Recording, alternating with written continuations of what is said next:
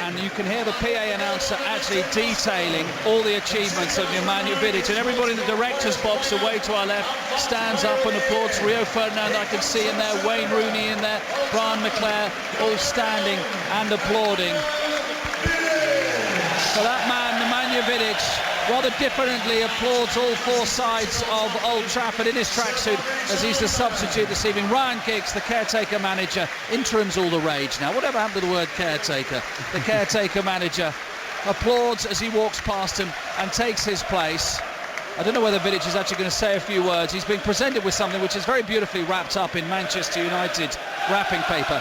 The good news is it's far too big to be a watch or a clock. So that's good, as the Stretford end serenade him for possibly the last time. I can see Ed Woodward's in the box there as well. He's going to have a very, very busy summer ahead of him as the Manchester United chief executive. There we go then, Conor McNamara. It's going to be an evening of goodbyes. Definitely Vidic, maybe Giggs, maybe Evra, maybe Ferdinand. We'll see.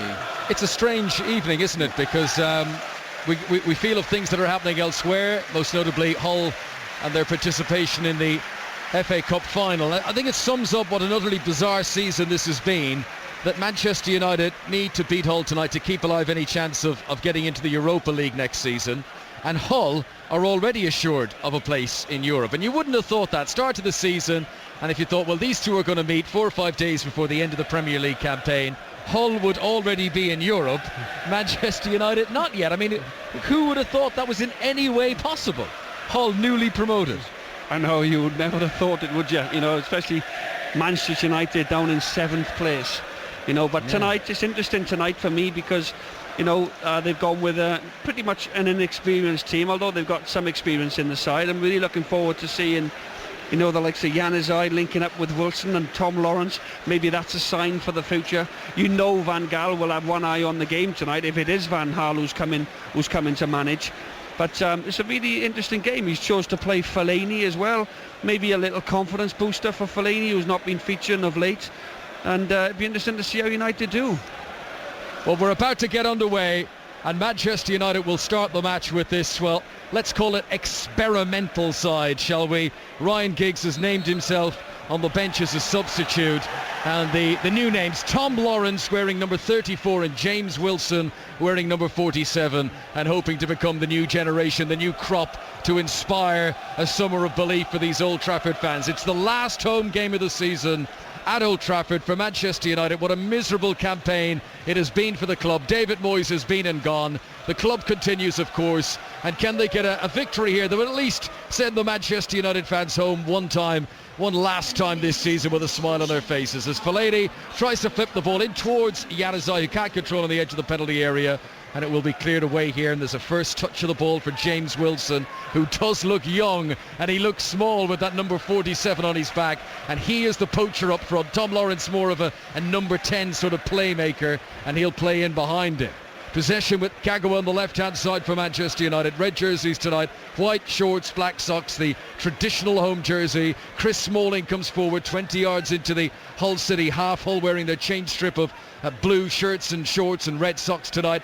Fellaini lays it back to Kagawa with the yellow boots. He's 10 yards outside the penalty area. He gives away possession, and Figueroa will clear up to the halfway line. John Hartson. Yeah, not a bad start for United. They're just trying to keep the ball and just trying taking a little foothold in this game, but you know they've started sharp enough after a couple of minutes. Januzaj getting on the ball, young Wilson has had a touch of it, so Hull will defend strongly tonight. You know that they're going to have to, because United will cause problems and create chances. I've no doubt about that. Michael Carrick named as Manchester United captain tonight, and now it's over to the left-hand side where Phil Jones comes over the halfway line and releases Alexander Butner back into the centre to Kagawa, who's seen a lot of the ball here in the early stages. This is 5 Live from the BBC, the Barclays Premier League. Manchester United against Hull, a rearranged fixture. This game was originally due to be played a few weeks ago, had to be moved because of Hull's participation at Wembley in the FA Cup semi-final, which of course they went on to win. Januzaj in possession for Manchester United, down the right hand side, 10 yards from the byline, sends it in high, Fellaini's at the back post, pulls it back, first chance for James Wilson, swung his leg, didn't get a clean connection on it in the 6-yard box, and Hull City are able to clear it away. That was almost the young man's moment. James Wilson, who scored 19 goals this season for Manchester United's under-21 side, he could have snatched a Premier League debut goal there. Yeah, great ball to the back post for Fellaini. Fellaini does what he does well, gets up on the back post, nods it across the 6-yard area, and it's young Wilson who has a chance. You know, he's there before Bruce. He just makes a little bit of a hash of the contact. If he gets good contact, that's a really good chance early on for Wilson and Manchester United. But it's interesting that Fellaini is the player that's gone up and looking to be the player that will try and get close to Wilson. And that's where I think Fellaini is probably at his best, in the opposition's half, pulling off defenders, winning headers. Good ball over the top, Januzaj into the penalty area, Figueroa lunges, looks like a penalty from here, referee says no, corner. Well, Figueroa lunged in, almost a scissors type movement with his legs, chopping down Adnan Januzaj. It was in the penalty area.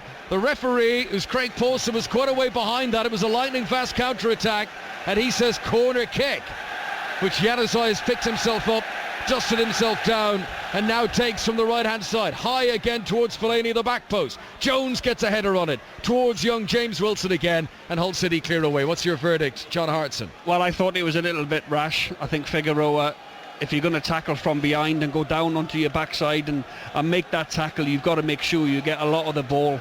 I didn't see the ball move when Figueroa went to tackle Januzaj, so for me, I think Hull have had a very lucky break here early in the first 5 minutes of this game. Bit of a let-off for Hull, as Valencia has it on the right-hand side, gives it back to Carrick. It's been all Manchester United in terms of possession here so far. Butler has the ball 7 or 8 yards outside the penalty area, left-hand side. Fellaini gives it back to Kagawa, and out to Fellaini again on the left. And you just feel, John, you know, and you don't want to kind of overdo a cliche here, but in the Alex Ferguson days, I think that might have been a penalty. Do you know what I mean? There was a bit more intimidation in the air. This is Januzaj, rolls it to the edge of the D. Fellaini. Now Carrick is challenged by Myler, and Hull clear away to the halfway line. It could be a big moment in the game, Conor, because we've seen it so many times here at Old Trafford. Whenever I used to come here with West Ham, Wimbledon, Coventry, with the opposition teams, our manager would say to us, keep it quiet, keep it nice and solid. First 20-25 minutes, just not concede. Let's stay in the game, because you know if United they get one in front with the penalty decision, all of a sudden it can be like 3-4-5. You know, but that may be a big turning point in this game, which will give Hull that little bit of confidence now. Both these teams lost their last Premier League game on Saturday. Here is Januzaj, low ball into the box this time. Wilson, heavy touch, looks nervous. The kid who's up front now for Manchester United this evening. He's had an early chance, wasn't able to finish it, and there as the ball was rolled in to his feet, it was one of those heavy touches, the ball ballooned up into the air. He must be a bag of nerves. Tom Lawrence and James Wilson, two young kids who've been given their debuts tonight by Ryan Giggs in what is Manchester United's final home game of the season. Well, it's a great opportunity for them. You know, they're both 19, 20 years of age. You know, what an opportunity to make your debut for Manchester United in a meaningless game, if you like. There's no real pressure on these young kids' shoulders tonight. They can go out there, express themselves, and hopefully, you know, get on the score sheet and make a name for themselves. The front three tonight for Manchester United: Januzaj, Lawrence and Wilson, average age 19, and both Lawrence and Wilson played in the Youth Cup, the under-21 semi-final against Liverpool recently. They'll be taking part in the final against Chelsea coming up. Is it later this week? It's next Wednesday. And it's here at Old Trafford as well. So they're getting a run out on the pitch tonight and getting to know their bearings, these two young players. Januzaj is away again, down the right-hand side. His first touch is nipped in and intercepted by Figueroa, who will cut the ball back in field and give it to Rosenior. Maino Figueroa, who will be just dying for the FA Cup final. Last season, he, of course, was in the Wigan team that reached the FA Cup final, but he didn't play in the final itself. Injury denied him a place at Wembley for that one, and Roberto Martinez's team won, and he'll get a chance to go back there 12 months later, Maino Figueroa, and this time with Hull City. What a story it's been for the man from Honduras to play in back-to-back FA Cup finals. Or to be involved in the squads. Here is Corrin, rolls it into the penalty area, looking for Long. Smalling was alert, gets back there, and Valencia picks up the pieces and clears away. One of the accusations put against David Moyes during his tenure here was why would he play Valencia at right back, and it was errors strewn and mistakes were made. Interesting that Giggs, as Ferguson did before, is playing Valencia at right back. Well, he obviously feels that Valencia can play that role and play that role very well. He has tremendous energy levels, got great quality, he can play balls into the front, and it'll be interesting tonight to see how Valencia and Januzaj play up and down this right hand side, where they need each other to cover each other, and Valencia will make them overlapping runs and get past Januzaj at times tonight, I feel. That's the voice of former Wales striker John Hart so much in this game with us. Kagawa goes for goal. He was well outside the penalty area, got his studs in underneath the ball. It flew up into the air and high up over the crossbar. So 0-0 on 5 Live with 8 minutes played, and Steve Bruce for the first time comes out to the edge of the technical area. And Steve Bruce's selection tonight again for me as well. Curtis Davies, who's been outstanding at centre half, is actually playing at right back. You've got Rosinia and Bruce that are the two centre halves, and Rosinia's playing at left back. Oh, the two centre halves, no, Davis and Bruce, yeah. Davis is playing right back. He's not playing centre half. Well, they kind of play like a 3, don't they? With Rosinia, El Mohammedi wide on the right, Rosinia wide on the left, and then they've got Figueroa, 3 at the back, Bruce and Davis as a 3 when they need to defend. But 0-0 here on 5 Live, and Ryan Giggs, who, we all wondered the first game he was in charge, would he wear the tracksuit, would he wear the suit? And he went for the suit. Tonight he is wearing the tracksuit because he's named on the subs bench this evening. And if you missed the team news earlier on, so too Nemanja Vidic on his last night as a Manchester United player at Old Trafford, joining Inter Milan in the summer. A little layoff from Tom Lawrence on the far side for Manchester United. And he's got it back again here and gets the head down, and the little laid off pass now. Kagawa goes low and he didn't catch it right at all, but it took a deflection on the way through, and that will be a corner to Manchester United wide on the left. Yeah, again, good play from United. It's Januzaj into Kagawa. Kagawa getting all the space in the world on the edge of the box. Really should hit the target, but just snatches his shot, takes a deflection for a United corner. Taken short, back to Butner. Gets a chance to look up the Belgian, crosses it in, and it's headed away back there by David Myler. And now Fellaini has possession for Manchester United on the right-hand side. They've enjoyed the possession in the early stages here, Ryan Giggs' team. They've had one chance. James Wilson, after it was headed back to him on the edge of the 6-yard box, wasn't able to finish. Here's Tom Lawrence, the other debutant. Tries a little turn on the edge of the penalty area, dropped a shoulder on Myler. Myler stood strong against him. He's recovered possession as Lawrence, and now this is Januzaj just outside the penalty area. Good defending by Corrin. Manchester United get it back again. This is Butner and Januzaj again, and then he retreats back to his captain tonight, Michael Carrick. And Kagawa and Carrick exchange a few passes, and Hull will be pleased with this. They forced Manchester United back, still 0-0. Taken on by Tom Lawrence again. Rather rash challenge comes in on him, and he then trips Quinn, and a free kick is awarded to Hull. 0-0. Yeah, well, Hull, they'd be reasonable happy, really. It's only that backstick header from Fellaini where they headed it back across the goal. And Wilson should have scored for me. It's a great opportunity for him early on. But other than that, they're not really tested Jakupovic in the Hull goal too much yet. After 10 minutes, I think Hull will be reasonably happy. Yep, Steve Bruce standing down there on the edge of the technical area. Former teammate, of course, of Ryan Giggs. They played together for Manchester United 217 times. They won 7 major honours together. And now they oppose each other as managers. And this is Kagawa, and he rolls it along the turf into Valencia on the near touchline. Just looking at the Stretchford end, quite a few empty seats dotted around there for this Premier League match, rearranged Premier League match, of course. And in the gap, by the way, and in case any of our listeners don't know, the gap where the Chosen One banner used to be for David Moyes, there isn't a banner there anymore. They've moved things around, and they've put in this sort of gantry which will hold television cameras to fill that space. So they didn't want to replace it with an actual other banner, but they've just moved a few banners around and moved this gantry, which doesn't have TV cameras on it tonight, but the big games, the Champions League games, it will do. And I guess that was a shrewd way of not sort of replacing it, because if you're a player or someone, you don't want to exactly occupy that spot at the moment. Not quite at the moment, no. So here at Old Trafford, Manchester United 0, Hull City 0. John, you must have been in this sort of situation the whole players in. You've got a really big game coming up.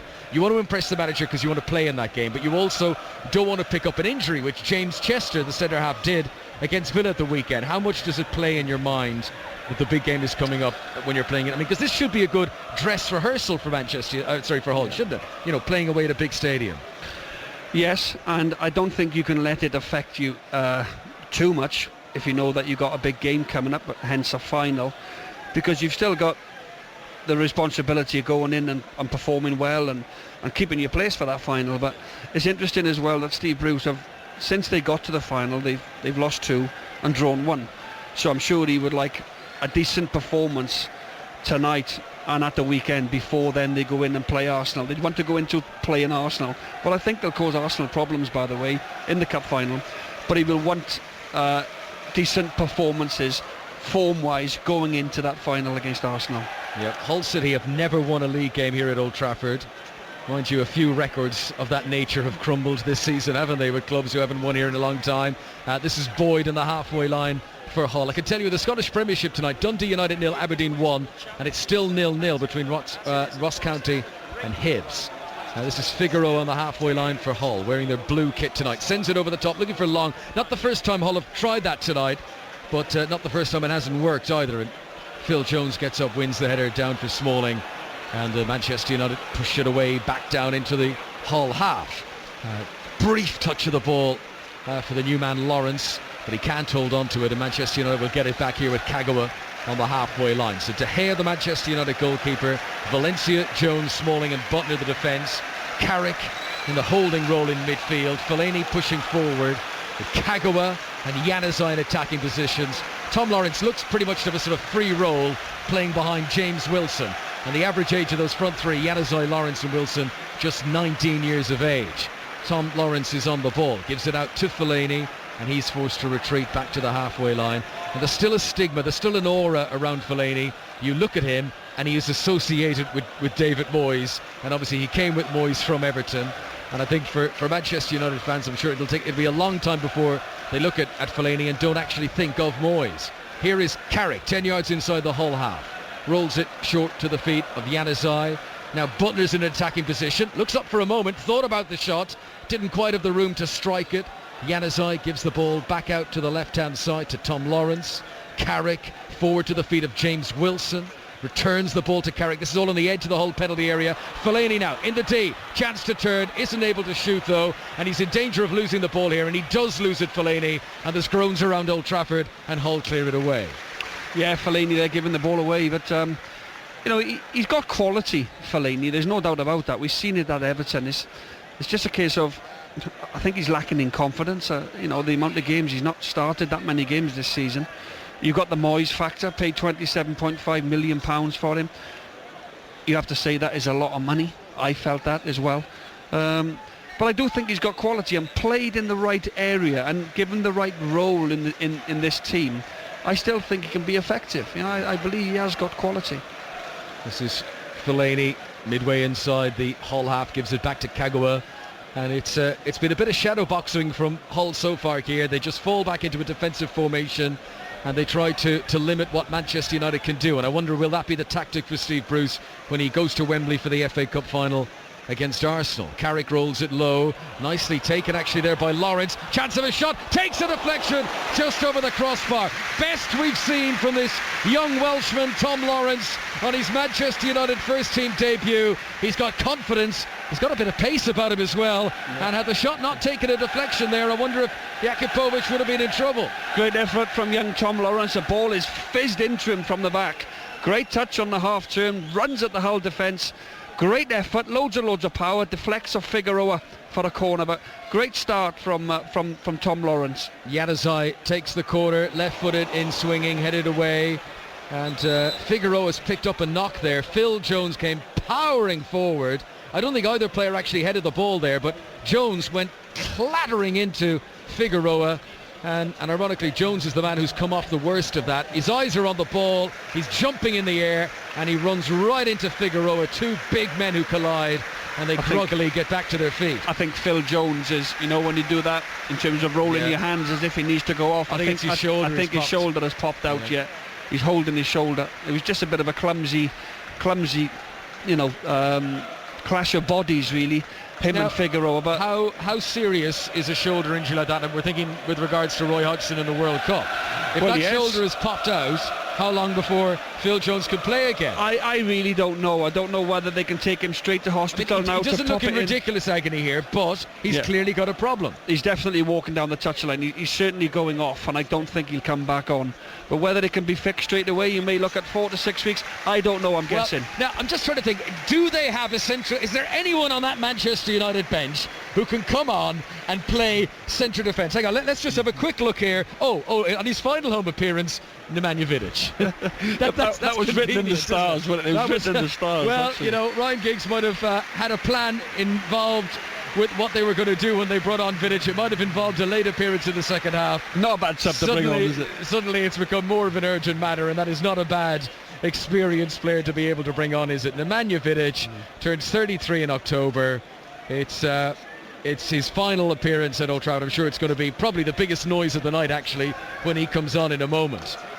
Yeah, but on a serious note as well, you do feel for Phil Jones. We hope it's not too serious, and maybe I'm hearing in the past that they can pop the shoulder back in almost straight away, and then I wouldn't have thought he'd play again in the league this season. Well, they've only got the one game at Southampton at the weekend. Well, he can get himself fit for Brazil then. You can have dislocations and you can have partial dislocation. I mean, I've seen rugby players get it popped in on the pitch and you just hope playing. It's not too serious. It's the ligaments and the tendons around it. Depends if they've been damaged. Vidic is preparing to come on. Manchester United temporarily playing with 10 men here. They're attacking down the right hand side. Boyd has possession now for Hull, left full back position for them. We're almost midway through the first half. Figueroa gives it to Rosenior, back to Figueroa again, good old fashioned up and under, and he wallops it up to the halfway line where Smalling looks to be fouling long there. Nothing doing with the referee Craig Pawson, and Manchester United can play on. They have possession with Kagawa on the halfway line. Scottish Premiership playoff quarter-final first leg. Queen of the South 0, Falkirk 1. That's the latest scoreline tonight.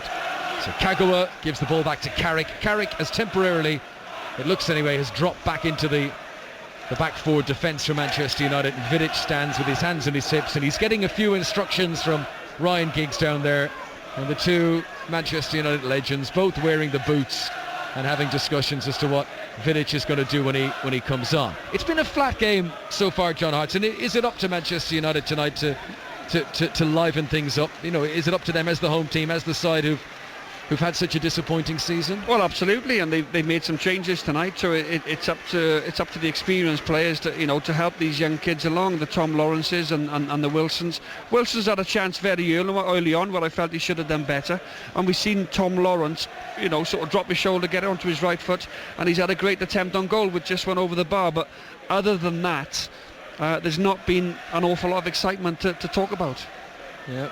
Here's a chance for Januzaj, pumps it over the top, tries to run after it into the penalty area, and it's good defending by El Mohammadi to head it back to the goalkeeper, Eldin Jakubovic, the Swiss international, born in Bosnia, moved to Switzerland as a child during the Balkan Civil War, and here he is playing in the Premier League for Hull City. Vidic still has not come on. It's always the case, you're itching to come on and the ball just refuses to go out of play. Jakubovic takes his time. Manchester United still playing with 10 men here, and no urgency from one of their players to intentionally put the ball out of play for the substitute to come on. Kagawa gives it back to De Gea. Still the ball is active. He's going to go all stiff down there, isn't he, Vidic? The muscles will start to tighten up. He's done the warm-up, and now he's just standing there waiting to come on for his final home appearance. I mean, you spoke with Mark Pugac before the game, John Hartson. I mean, where do you rank Nemanja Vidic as, in terms of great central defenders we've seen in the Premier League era? I think he has to be right up there. As I said earlier on, he's got a great presence about him. He can jump. He's got a fantastic leap. He's brave. And how many times have we seen him attack the ball from set pieces for Manchester United and get them important goals, which are great. Remember the Hull City manager Steve Bruce was fantastic at it, getting goals, timing of their runs. But not only that as well, he's a leader. He's formed a great partnership with Rio Ferdinand over the years, and He's won almost everything apart from I believe it's the FA Cup here at Manchester United. And finally, he can come on. A free kick awarded to Manchester United on the halfway line, and that break in play will spark a standing ovation around Old Trafford. And one of the warriors of recent years for Manchester United, Nemanja Vidic, the captain, and his final home appearance at Old Trafford, comes on to a rousing reception. It's a game that needs something to spark it into life. Let's see if the introduction of Nemanja Vidic can do that. It certainly turned up the volume. Well, I'll ask you a question, Connor. In terms of the new manager coming in here, which is imminent, we're not quite sure. We think it's Louis van Gaal. Yeah. If that decision would have been made maybe 3, 4, 5 months ago, would he have kept Vidic? Yeah. Because he's still very effective. Yeah. He looks fit. You know, what is Vidic? Is he 32? 32, yeah, 33 in October. It's a good age for a centre half. Yeah. More or less in your prime at that age. Well, I think so that is a very interesting one for me. It's with him leaving and with Ferdinand being that bit older, it now means they need, effectively 2 new central defenders, unless they're going to stick with Jones and Smalling. Here come Manchester United down the left-hand side. Tom Lawrence on his debut cuts it back. He's looked composed. He's seen more of the ball than James Wilson. Lawrence, who does play deeper and will receive those passes in midfield. Wilson, who's the poacher and is sort of hovering, I guess, kind of Michael Owen, Andy Cole style around the edge of the D of the penalty area, waiting for the ball to come to him. Januzaj has the ball wide on the right-hand side for Manchester United and cuts it back to Smalling and across to Kagawa. There was talk that Louis van Gaal might have been introduced to the crowd here at Old Trafford, named as Manchester United boss before kick-off tonight. If you're just joining our coverage this evening on 5 Live, that has not happened, but there is a lot of speculation that appointment is imminent. Nothing confirmed yet, but stay tuned to 5 Live. Any developments will keep you up to date with them. I mean, certainly Ryan Giggs in his programme notes tonight gives a lot of hints that it won't be him who's taking charge. He says whoever gets the job is going to be taking over at a wonderful club. He says, I've hugely enjoyed my time as interim manager. He does say Saturday's game apart. He said it's been an honour and a privilege to occupy the role.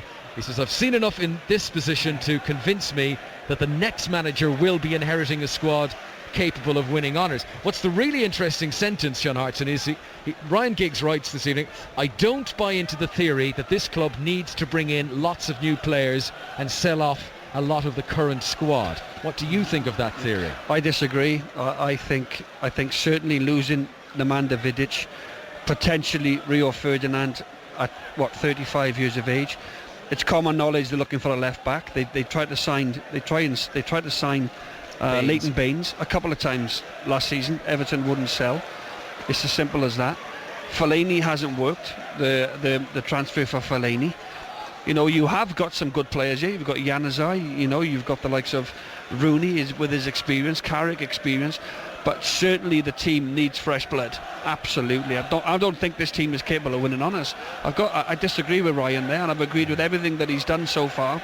I don't think this squad of players at Manchester United, having finished 7th this season, I'm sorry, but you can tell us afterwards, I don't think this current squad are capable of getting back to winning honours. I really don't. I think it needs fresh impetus. Yeah, well, the figures do speak for themselves. This season, in all competitions, Manchester United have lost 16 games, 1-6. I mean, that is not what the crowd here at Old Trafford are used to. Lost 7 at home. Yeah.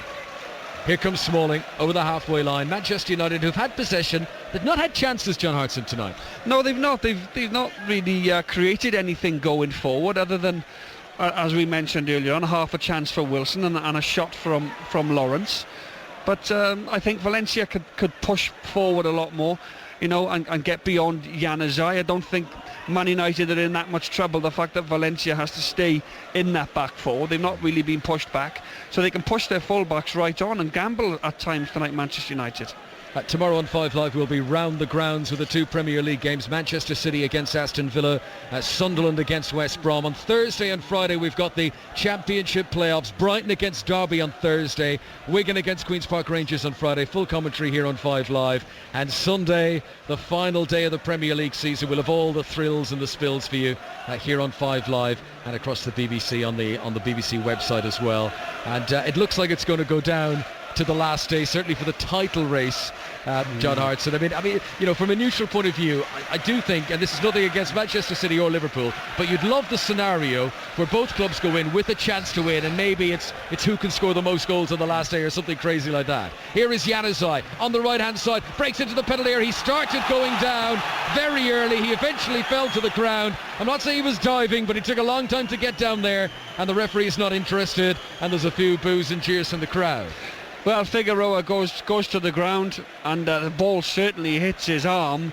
I don't think it was intentional, so I wouldn't say that was a penalty. It would have been very harsh, but the ball hits his arm. But as I said, I think that would have been harsh. A funny feel to the game tonight, with the youngsters being blooded and a few experienced heads, and not much really for Manchester United to play for. The glimmer of the Europa League, if they are even interested in that. Here is Butner down the right hand side, left hand side. I wonder. Hang on, here's Kagawa into the penalty area, very well timed challenge by Bruce. Kagawa was able to keep the ball alive down by the byline, but Bruce made sure that he wasn't able to cross it. Now this is Carrick, low to the feet of Januzaj, 10 yards outside the penalty area, more central position, challenged by Myler. Januzaj tackles Myler, that's a foul, and a free kick to Hull, and a chance for them to clear it away.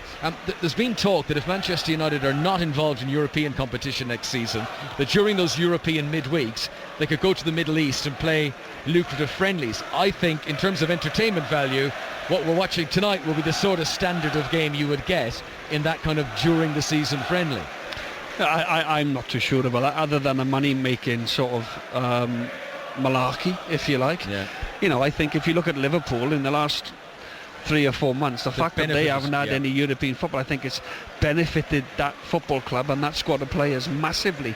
Manchester United may well capitalise on the fact that, I know it's a sad scenario, no European football next season, this magnificent, you know, so much success in Europe in recent years, you know, two Champions Leagues under Sir Alex, you know, and I just feel they can capitalise on them. I know it's not great for the supporters, but they can make the most of the fact that they've got no Europe, and they keep the players fresh. If it is to be Louis van Gaal or whoever takes over, if you're coming in as Manchester United manager and you want to entice world-class players to come to the club, is it of any benefit to say to them, we're in the Europa League? Does that make you want? Does that entice them? No, it doesn't. Not in the Europa League. You know, everybody, top players. You talk about Suarez at Liverpool. Suarez wanted Champions League football. Yeah. Liverpool have got him that. So you might as well not be in it. I mean, if the player's going to come to Old Trafford, they wouldn't come because they play in Europa League. No, don't be so silly. They wouldn't do that. Yeah. You know, Champions League, yes, that is a pull. But I'm not too sure how much of a pull the Europa League is, personally. But lovely. Manchester United is a big enough pull. You know, I know European football helps, Champions League football helps, but I believe still Manchester United is still a massive pull for any player. This is a magnificent, one of the biggest clubs in world football. Yeah, well, Louis van Gaal, if it is to be him, will be at the World Cup with the Dutch. He'll get to see the best footballers in the world. He can try and entice some of them to come here to Old Trafford. Januzaj here goes down to the edge of the penalty area, free kick to Manchester United. And you know, with the finances that come with the Champions League, and you know, the club and the stature and the size Manchester United are, it probably won't be too detrimental to not be in the Champions League for one season. But it is crucial they get in the top four next year. And there's no guarantees. There is no guarantees. You know, City are going to will spend money. Chelsea, Arsenal will be stronger. Liverpool, Chelsea will buy a striker. Well, there you go. But just talk about the situation where we are now. It's a wide free kick. And over the years, the Beckhams, the Giggses, they've had real quality from these areas. Can Januzaj produce a great ball here? Here he comes, Januzaj, very high towards Fellaini at the back post, heads it down, chance, and a goal on his debut for James Wilson, who, when he was born, Ryan Giggs had already won 2 Premier League titles. And here Giggs picks him tonight, and James Wilson scores from the Fellaini knockdown to put Manchester United in front with their first shot on target of the game. It has taken half an hour. It's a moment that young James Wilson will never forget. It is Manchester United 1, Hull City 0. Yeah, a bit of a hopeful ball really from Januzaj to the back stick. We talk about Fellaini being effective. Fellaini out-muscles the Hull, I think it was it Davis? I think he out-muscles Davis on the back post, heads the ball back into an area, and young Wilson, who should have scored earlier on, gets his first goal for Manchester United. What a moment for the young lad. Well, David Moyes spotted his potential. Moyes' last win in the job away at Newcastle, he picked James Wilson on the subs bench, didn't see any game time, but put in tonight by Ryan Giggs for his first start. We were told he is a poacher, and he certainly looked one there, finishing in a busy, crowded penalty area. Well, he had a chance in the first 5 minutes again. Similar chance, right? Similar chance from the same players as well. Fellaini knocked down, and Wilson was first to the ball, just never quite got the contact. But this time, Fellaini again using his physical presence, talking about what Fellaini can bring to this side. But you've got to play to his strengths, and playing the ball in the air on the back stick. Fellaini to come across it and win that header. And this time, Wilson makes no mistake. It's like a scissor kick, if you like, into the bottom of the net, and Hull are 1-0 down here, and goalkeeper no chance. Well, it doesn't matter what the club, and obviously it's a big deal for James Wilson at Manchester United. As Long comes down the other end, goalkeepers come out of the penalty area to Gea, but Long wasn't able to get the ball around the other side. De Gea sprinted out to the edge of the box, didn't get the ball, and fortunately for him, he had enough defensive cover back to get it away. Manchester United vulnerable just after scoring. Cross comes in from El Mohammadi on the right hand side, and this time De Gea makes the save. John Hartson. Yeah, it's just concentration, really. That's when you're at your worst in terms of your concentration level, they say. Once you've just scored, you've got to get back in, get your shape. But again, we saw De Gea there, Long causing De Gea a few problems, and De Gea, nothing came of it in the end. Long was in a very narrow angle to have a shot at goal. Manchester United 1, Hull City 0. A new name, James Wilson, with a goal on his first team debut. He's been banging them in all season for Manchester United's under-21 squad, and not a bad way, is it, to let Old Trafford know who you are and to bag a goal on your debut. Here is Figueroa at the back for Hull, rolls it short to Boyd, back to Figueroa again. I wonder if that goal will force Hull out of their shell a little bit here. It felt like a dress rehearsal for the cup final, and Steve Bruce was saying, right, let's pretend we've got a 1-0 lead against Arsenal, let's see how we'll defend it. That's how it's felt here for the opening half hour. Let's see if we can witness what Hull are like chasing a game now. Yeah, that's right. And now there's going to be gaps now for Manchester United, because Hull, they have to come out now and they have to try and get an equaliser. Lawrence to Januzaj, back to Lawrence again. He's tackled on the edge of the penalty area by Rossinier. They don't half look like each other, do they? Tom Lawrence and Adnan Januzaj. They could be twins. The same haircut, same boots. Januzaj's wearing long sleeves tonight, which is a very nice Lawrence got gesture 34. for the commentators. Januzaj's wearing 44. Yeah. They're almost identicus, the two of them. This is Corrin for Hull, midway inside the Manchester United half. Not often tonight that we've seen Hull in possession in the Manchester United end of the field. Here's Rossinier on the near side, gives it back into Figueroa. And Figueroa now waits for a run, which Quinn makes ahead of him, but it's a short pass instead to Rossinier. Hull holding possession in the central third. Now Myler skips away from a challenge, but it's all about ball retention for Hull. They're not having any risky passes forward. If there's an easy lateral pass on, that's the one they're choosing. Still on the halfway line. Quinn has dropped deep now, gets it back from Boyd. Forward to Boyd once again. Fellaini lunges in. Manchester United can't get possession, but they do lead 1-0 here thanks to James Wilson's goal on 5 Live. 10 minutes to go to half time. Here is Quinn over to Mohammadi on the far side. Just thinking actually that injury to James Chester, when watching Alex Bruce, the manager's son, play tonight, does that ease a selection dilemma for the manager? Because I mean, I know he is thoroughly professional, Steve Bruce, but you're going to an FA Cup final, your son is in the squad. Is it a dilemma to think, do I pick him or not? And now that the other player who plays his position is injured, it perhaps make it easier. Yeah, of course, it takes the pressure off slightly, doesn't it? But you would talk about Steve Bruce. I'm sure that if Chester was performing better, then Chester plays. I think Steve Bruce is the type of manager, very honest, very straight. If his son is playing well, and the Hull defence are playing well and not conceding goals, then I think he plays his son. It's as simple as that. You play players on merit, whoever's in the best form. Yeah, no, and he has played his part as Bruce the younger, particularly last season when he played as part of that 3-man central defence system. They came up from the Championship. Yeah. He played a big part. I like him. I think he's quicker than people give him credit for. He's like his dad in so many ways, isn't he? He put his head in where the boots are flying, if you like, and he makes good, well-timed tackles. I like the young lad Bruce, I have to say. is Nemanja Vidic of the ball on his final Old Trafford appearance for Manchester United. Now the ball is played over the top by Carrick. Not a good pass though, and that follows through to Jakubovic. So we had a little sort of rise in mood in the crowd when Vidic came on, then obviously a big rise when James Wilson scored the goal. And now with 8 minutes to half-time at Old Trafford, it's gone quiet, it's gone flat again. Well, Hull have had their best bit of possession, if you like. You know, they've sort of responded quite well. I don't know whether that's Manchester United sort of backed off slightly. That's natural when you score a goal, just to ease back 10-15 yards. But no, again, you know, you need something just to get the crowd going. We thought the goal would get them, you know, off their backsides really and onto their feet.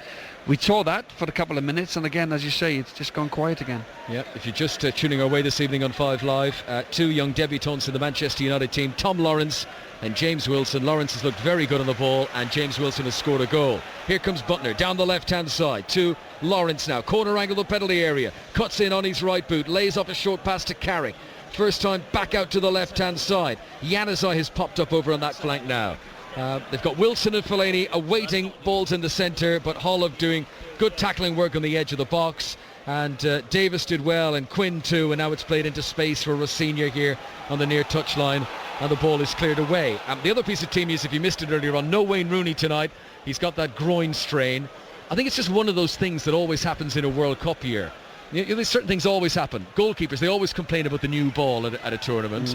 The referees always promise that they're going to clamp down on tackles from behind. And Wayne Rooney always picks up an injury in May of a World Cup year. It's just one of those things that happens. Yeah, and you're not sure whether Wayne will feature at the weekend. I'm sure Roy Hodgson is hoping that he doesn't. From a Manchester United point of view, the Manchester United fans want to see Wayne Rooney playing before he goes off and plays in the World Cup. By the way, we've just been told, Henry Winter has tweeted tonight, the Telegraph's Henry Winter, that Phil Jones has a shoulder injury. He's been taken to hospital. So watch this space. Phil Jones, who presumably, as much for his versatility as much as anything else you would think will be in Roy Hodgson's squad to go to Brazil. Injury, not a great time for him. No, but the fact is they've acted very quickly, Manchester United. He's gone off in an ambulance to hospital. So within a half an hour he's seen, having sort of, we think his shoulder has popped out. So he's being dealt with as quick as he can. And I'm not too sure. I would think at least 4 weeks. So yeah. Well, you're not seeing any action on the pitch here. El Mohammadi is down receiving some treatment. Phil Jones has gone off injured tonight. And I guess that's Roy Hodgson's big concern. International managers all around the world, these closing games of the season, and you're just thinking, please do not let my players get injured and make what is already a very difficult job even harder. And it's that versatility, I think, which Jones gives you. You know, like tonight, we saw him start tonight at centre-half. We know we can play at right back. We know we can play where Carrick plays. He can sit in front of that back four. You know, the other options that Roy Hodgson has at right back, I think Glenn Johnson will go, and possibly Kyle Walker for me. But Jones gives you that versatility, doesn't he? So we're back underway here, and Hull prepared to restart the game. And Manchester United's final game, by the way, away at Southampton on Sunday.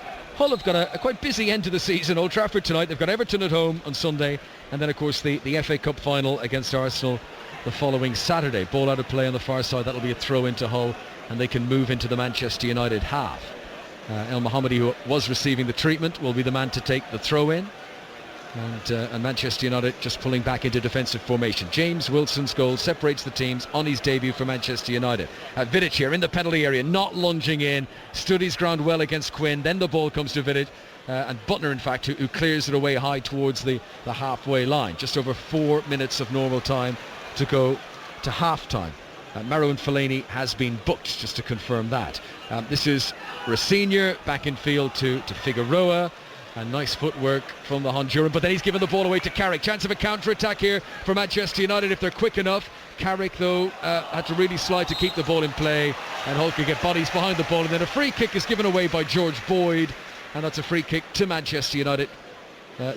Just inside the Hull City half. Carrick rolls it short to Valencia, and on we go again. Yeah, it was actually Wilson's hard work there, closing down, you know, showing the other side of the game, if you like, that work that you have to do for the team and get your angles right in terms of your body position, which way that you're going to show the centre half. and it was Wilson that his hard work there led Figueroa to give the foul away. So showing us a different side to his game, young James Wilson. Yeah. Here is Januzaj chipping the ball into the penalty area, looking for his doppelganger Tom Lawrence, who doesn't control in the box. But this is Butner now on the left-hand side. Chance to cross, sends it in high. Fellaini attacks it, but Jakubovic gets up and makes the save under pressure inside the 6-yard box. Still 1-0 to Manchester United on 5 Live. Yeah, first time really we see Butner getting down the left. He hangs up a high ball, just maybe too much height on it, and the Hull goalkeeper comes and gathers it fairly easy. But you certainly need to get better quality into Fellaini. I think if you do get them balls where Fellaini can go and get a jump, that there's nobody in world football that'll be able to jump as high as Fellaini. He's 6'5", and he jumps 7'5". So, if you get the right balls into him, then he becomes unplayable. 3 defeats in Manchester United's last 5 league games here at Old Trafford, but they are in front tonight, and some of the players not involved tonight, Rio Ferdinand amongst them, just making their way out of the director's box and down for some half-time refreshment. And we have got just less than 3 minutes to go to the break here at Old Trafford on 5 Live. Kagawa in possession, back into the centre circle, and compared to the pace and the tempo of last night at Sellers Park, this is a different prospect tonight. But speaking of prospects, it's been good to watch young Tom Lawrence and James Wilson, and maybe a glimpse at the next generation of Manchester United coming through. And down there on the bench, Giggs and Scholes and Butt and Phil Neville, and that sort of class of 92 element down there as well. This is Valencia into Januzaj, and back to Valencia again in a crossing position for him. Still very young, Adnan Januzaj. I think next season probably when we'll get to see a bit more of him. I mean, he was almost too good in his first 2 or 3 games. He was scoring goals, he was creating things, and then he had a bit of a barren spell. Hang on, Manchester United have lost the ball here. El Mohammadi over the halfway line with long strides. He's got Corrin in the middle, he's got Long too, sends it in low. Nemanja Vidic is well positioned, and he clears the ball away from deep inside the Manchester United penalty area. Chance that for Hull. Yeah, good break from El Mohammadi. Just couldn't quite get the quality on the cross, but saying that, Vidic got back into a really good defensive position and cut out the cross really, really well, what he's been doing for years, Nemanja Vidic. Equaliser for Dundee United tonight at home in the Scottish Premiership. Dundee United 1, Aberdeen 1. It's 1-0 to Manchester United here on 5 Live. And Butner has possession in the left full-back position, sends it up towards the halfway line, but that's a wayward pass. I remember seeing Alexander Butner, I think it was his first game, certainly one of his first games, and he scored against Wigan last season, and I thought, whoa, well, this guy looks really, really good. And obviously it's going to be difficult to displace Patrice Evra, but he's another one I'm not quite sure has matured here. I think the same. I've seen him probably half a dozen times this season, and he's not somebody that, that flies up and down that left-hand side. He doesn't really steam into tackles like a Stuart Pearce type of player would and put people in the stand, but he's comfortable on the ball. He can play. Not really seen much of him defensively on the back stick, but he's just probably quite steady at the minute. Yeah, here comes Tom Lawrence down the left-hand side on his debut, tried to cut inside Curtis Davis, but was tackled. Corrin releases Shane Long, but Long had timed his run just a little bit off, and he's caught in an offside position. And once again, Nemanja Vidic just patrolling that heart of the Manchester United defence. They will miss him. It's been difficult for Long this evening, Conor. I think he's not had a lot of support. He's up there on his own. Hull have been mainly pressed back and pushed back into their own half for most of the game. Long hasn't really been in the game. Corrin is the one, the Slovakian international for Hull, who's got the responsibility of getting up close with Long. But it's one of them nights here. I've been there a million times myself where Shane Long is tonight. It's very difficult to have any impact on the game when you're up there against top-class centre-halves. But I guess the young man at the other end has shown you just got to wait your patience, don't you? James Wilson, who's not seen much of the ball either, but his chance came and he took it, and he's the man whose goal separates the teams. Kagawa scoops one into the penalty area, picks out Januzaj, has to retreat back out of the box, left-hand side as Manchester United come forward. It's back with Carrick now. Low ball across the edge of the D. Valencia's, it's a casual little flick on for Fellaini. No way Fellaini was getting to that, and Figueroa just stabs in and puts it out for a Manchester United throw. 1-0 to Ryan Giggs' side here, and is this to be the last time we see Ryan Giggs as manager in the dugout at Old Trafford? Certainly in the short term at least. We could see him again in the longer period once he's established himself perhaps as a manager and earned a few credentials elsewhere. Of course he could be here as a player next season. He's not ruled that out, Ryan Giggs. as Rossignol here clears away on the edge of the penalty area. So stoppage time at the end of the first half at Old Trafford. Hull a goal behind, and there's no real urgency about Steve Bruce's team tonight, and even when they get a half chance of a counter-attack, they're happy to just play around. Rash challenge from Smalling, on Myler, free kick to Hull inside the Manchester United half. Yeah, and doesn't have to do that, Smalling. You know, we're into injury time at the end of the first half. He's 35 yards out. Hull are 35 yards out here on angle. It gives Hull an opportunity to throw the ball into the box. You know, we're into added time, and anything could happen here. De Gea could come and misplace a punch. You know, Davis could get up for Hull and power a header in, but you shouldn't be giving Hull this opportunity right on half time. Well, inexperience from Smalling to give a foul away in this position at this time. It's not exactly a buoyant atmosphere here, but it'll be massively punctured, what enthusiasm there is, were Hull to score just before half-time. Corran's free kick, played in low and hard and headed away by Chris Smalling on the edge of the box. Good defensive header, good distance on it. Figueroa picks up, goes for goal from a country mile out, and he sends it wide on the right-hand side. I saw Figueroa in his Wigan days score a ridiculous goal at the Britannia Stadium from the halfway line a few seasons ago, so he can hit them from there, but that one was off target, and it brings to an end a half that in which there is not much to write home about, apart from the introduction on the big stage for young James Wilson, number 47 on his back. The young striker has scored on his debut, and Manchester United lead at half-time at Old Trafford against Hull City by 1-0. Mark Bugach. Well, what we can say, John Hartson, from what we've seen from James Wilson, is he looks like a natural goal scorer. I know it's hard to make a judgment after 45 minutes, but he took that goal very well indeed. Yes, he did, and he had a similar chance, 5-10 minutes before that, where he didn't quite get the contact. But he's kept going. You know, he's young, he's 19, he's making his debut. Wonderful moment for him. I'm sure lots of his family are here tonight watching him. Fantastic to see him score his first goal for Manchester United. He's worked hard, not had an awful lot to do other than that. It's been quite efficient from Man United. They've dominated possession. Hull haven't had a shot on De Gea's goal in the Man United goal area. So it's been fairly comfortable really for Manchester United. Not under any threat at all. Hull have to do a lot more if they want to get back into the game. And that, ladies and gentlemen, is that at the end of the first half as Manchester United lead by 1-0. Coming up, we'll hear from Manuel Pellegrini and Gus Poyet ahead of Manchester City and Sunderland's games tomorrow night. We'll also hear a very entertaining interview with Mohamed Al Fayed, who's got some pretty strong views on what's been happening at Fulham. It's all to come after the news at 8:33 with Carissa Chatterton.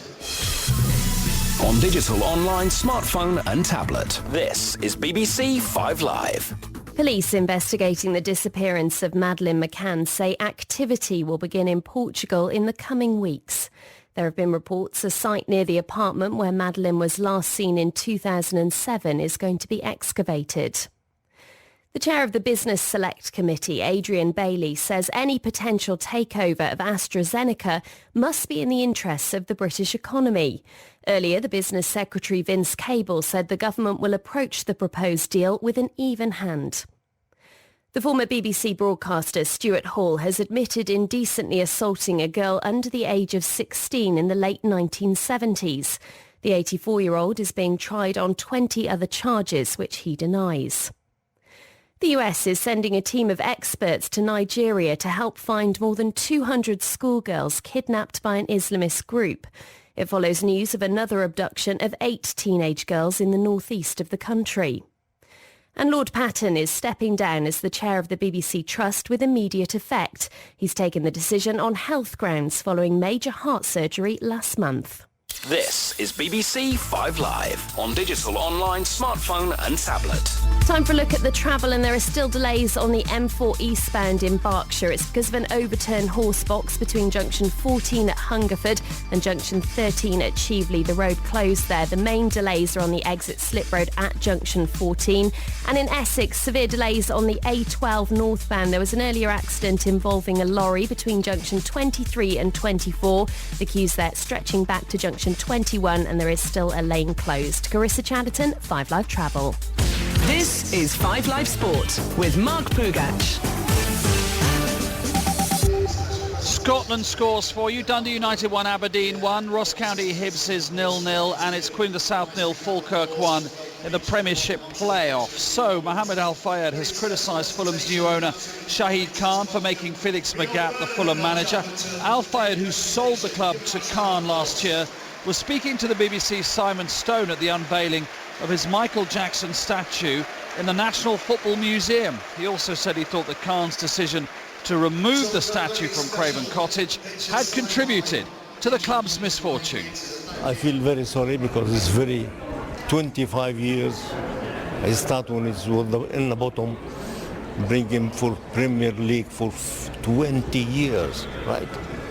And I made a decision because I reached an age which I want to rest. I have 4 grandchildren. I like to spend time with them. And I said maybe this guy would follow up my policy. But unfortunately, it was wrong. But he will pay. It's a lesson. He will pay for it. Do you regret selling Fulham now? It is difficult, you can say. But I hope, if he comes back and give it to me half the price or free of charge, then of course I will love have it and bring it back again to the Premier League. Do you think Felix Magath is the right man? There's been a lot of turnaround of managers at Fulham. He was a 3rd manager this year. Do you think he's the right man to bring Fulham back into the Premier League? No, I don't think so. Because you need a manager who delivers. And I don't think this guy got the charm, got the personality. Because the players need someone very close. You can't just, you see me with the player in the changing room, when they eating lunch, it's very close relation for the player to feel they won't sacrifice, they want to play hard, they want to deliver. Fine. And now, I'm sorry, they miss that now. And I hope the guy waking up, because I try to advise him. You mentioned before that you warned not to take the statue away because it might bring bad luck. Now the new owner will regret it because I warned him. I say you will pay blood for that because this is something loved by people because he's on the river. Just people passing with boats just to watch Michael Jackson. The fans are extremely delighted when they saw him also coming watch the important games. It's a big mistake, but anyhow, he paid for it now. He been relegated, and I hope he waking up and start, but he will ask for Michael Jackson again. I say, no way. It's here forever to stay. Mohammed Al Fayed in conversation with Simon Stone at the National Football Museum today. On to the tennis. Andy Murray plays his first match for a month in Madrid tomorrow at the Masters. He faces local favourite Nicolas Almagro in the second round. Murray given a bye in the first. Russell Fuller, our correspondent, is there. What kind of mood is Murray in ahead of this one, Russell? Well, he's been quite affected, Mark, by the death of Elena Baltacha, as has his brother Jamie and their mother Judy as well. But I think he's very much looking forward to playing his first match since losing to Fabio Fognini in that Davis Cup quarter-final in Naples. He's not been idle over the past 4 weeks. He's practiced on the green clay at Wimbledon. He was also at Roland Garros and then practicing in Valencia, playing with players like Jo-Wilfried Tsonga and David Ferrer. Trying to have a strong clay court season. He's not been at his best so far this year, but other players have problems too, of course. Nadal is far from his best. Djokovic absent this week with a wrist injury. Federer absent to spend time with wife Mirka, who's about to give birth. So it's a little unpredictable, but Murray thinks it's a bit early to say that the French Open at Roland Garros will this year be wide open. When the French Open comes round, and I think that's when you'll have the best idea of where everybody is. It's playing best of 5 sets is very different. Also here it can be a tough tournament to predict just because of the altitude. Some years they've had blue courts here as well, which has changed things a bit too. So it changes here a lot. But I think in Rome and Roland Garros, if there's a few upsets, in Rome, definitely throws the French Open wide open. Nicolas Almagro, for you in your first match, you're going to have to be very, very sharp from the off. Yeah, I mean he's one of the best clay court players in the world. You beat Rafa obviously a couple of weeks ago in Barcelona. He'll be playing at home. He's played some good tennis here in the past, and yeah, he's one of the toughest opening matches I could have had for sure. Andy Murray with Russell Fuller, who's still with us out in Madrid. Murray's called Almagro one of the best clay court players in the world. This looks like it's a tough start for him. Not ideal, 24 in the world, and that standout result that Murray referred to there, his amazing quarter-final victory over Nadal in Barcelona a couple of weeks ago. He didn't look quite so convincing today, though. He needed 11 match points before he beat Andrei Golubev in a third-set tiebreak, and also said he had a slight injury problem. It's believed to be a problem with his foot, but that said, it's one of the worst opponents you could possibly draw in your first match, particularly when it's your first match of the regular clay court season. Who's on court right now, Russell? Stanislas Wawrinka, the Australian Open champion who won in Monte Carlo, very much the player of the year, up against a rising star possibly from Austria called Dominic Thiem. He is 20, 70 in the world, he's at a career high. Wawrinka with the early break, he started well, he leads by 3 games to 1, although he has just asked the umpire if he could sweep the court midway through the set, which they don't normally do, because he's had a few bad bounces, he says, already. Thank you for that, Russell. After 10 o'clock, we'll be focusing on the favourite for the Manchester United job, Louis van Gaal. Who does he need to bring in? Who does he need to get rid of? And how quickly can he get United back into the Champions League?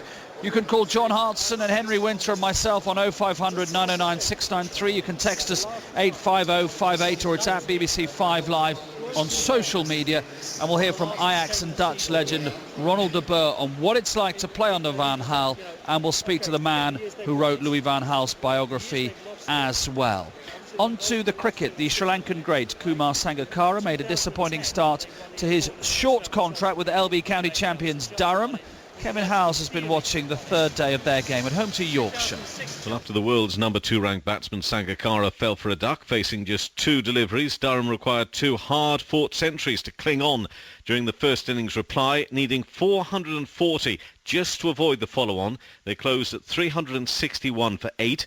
More importantly, after the shock of losing the former Sri Lankan captain so cheaply, Mark Stoneman and Michael Richardson put on 136 for the 4th wicket, both with career bests, 131 and 148 respectively, against a hard, fighting, attacking bowling lineup from Yorkshire as well. But such is the deficit, still 228 runs. It means the Durham are not out of the woods just yet.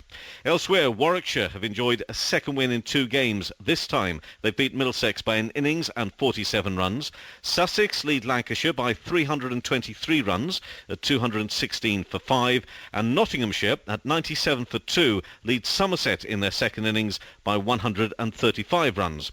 Into the second division, and 6 wickets for Monty Pallisar of Essex. They are 101 for 1 and still trailing Leicestershire by 51 runs. Daryl Mitchell, the captain of Worcestershire, has scored 2 centuries in 1 game as he declared the side, leaving Glamorgan chasing 382 in Cardiff. The home side are 14 for 1, and Surrey, still without a win, 170 for 9 versus Kent, a second innings lead of only 20. Kevin Howes with all the cricket news as we think about tomorrow night, and the Manchester City manager Manuel Pellegrini has urged his side to focus on beating Aston Villa and not to worry about the league title. After Liverpool's draw at Palace last night in that dramatic game, Brendan Rodgers said the title was City's to lose, but Pellegrini is not taking anything for granted. I don't know what Brendan said. I only know that we have to win the game against Aston Villa. At the end of the week, we'll see which team has more points. So how do you, as manager, mentally prepare the players for a team like this, for a game like this? Prepare exactly the same that we prepare all the games during the year. We know that the next game is the most important game. We are not going to win the Premier League if we win tomorrow. We must win tomorrow, and then we'll see what happens on Sunday. It's a difficult game because all the teams are under pressure, but I hope that if we play at home as we did so far, I hope we can win the game. That's the Manchester City manager Manuel Pellegrini. Around the grounds tomorrow night with me from 7 o'clock, Robbie Savage, Mark Lawrenson and the Stoke goalkeeper Asmir Begovic joining me for coverage of Manchester City, Villa and Sunderland against West Brom.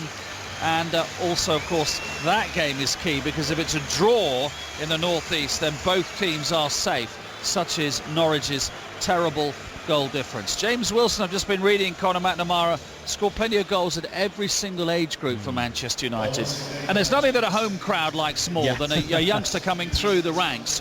who looks like he, gives himself a good chance of making it. So here's another one, maybe. It's a very good point, Mark. It's actually one that I tried to make in the first half, and I think something happened and we got distracted. Obviously, it's a fairy tale for him, being a Manchester United player scoring on his debut here. At any level of football, young kid comes in and football supporters love that idea of generating their own. And of course, an expensive signing will excite football supporters, but to actually bring in your own homegrown talent and for them to be a success, huge ethos here at Manchester United, of course, and they will celebrate that goal and maybe something to put a smile on the faces of these beleaguered Manchester United supporters this season.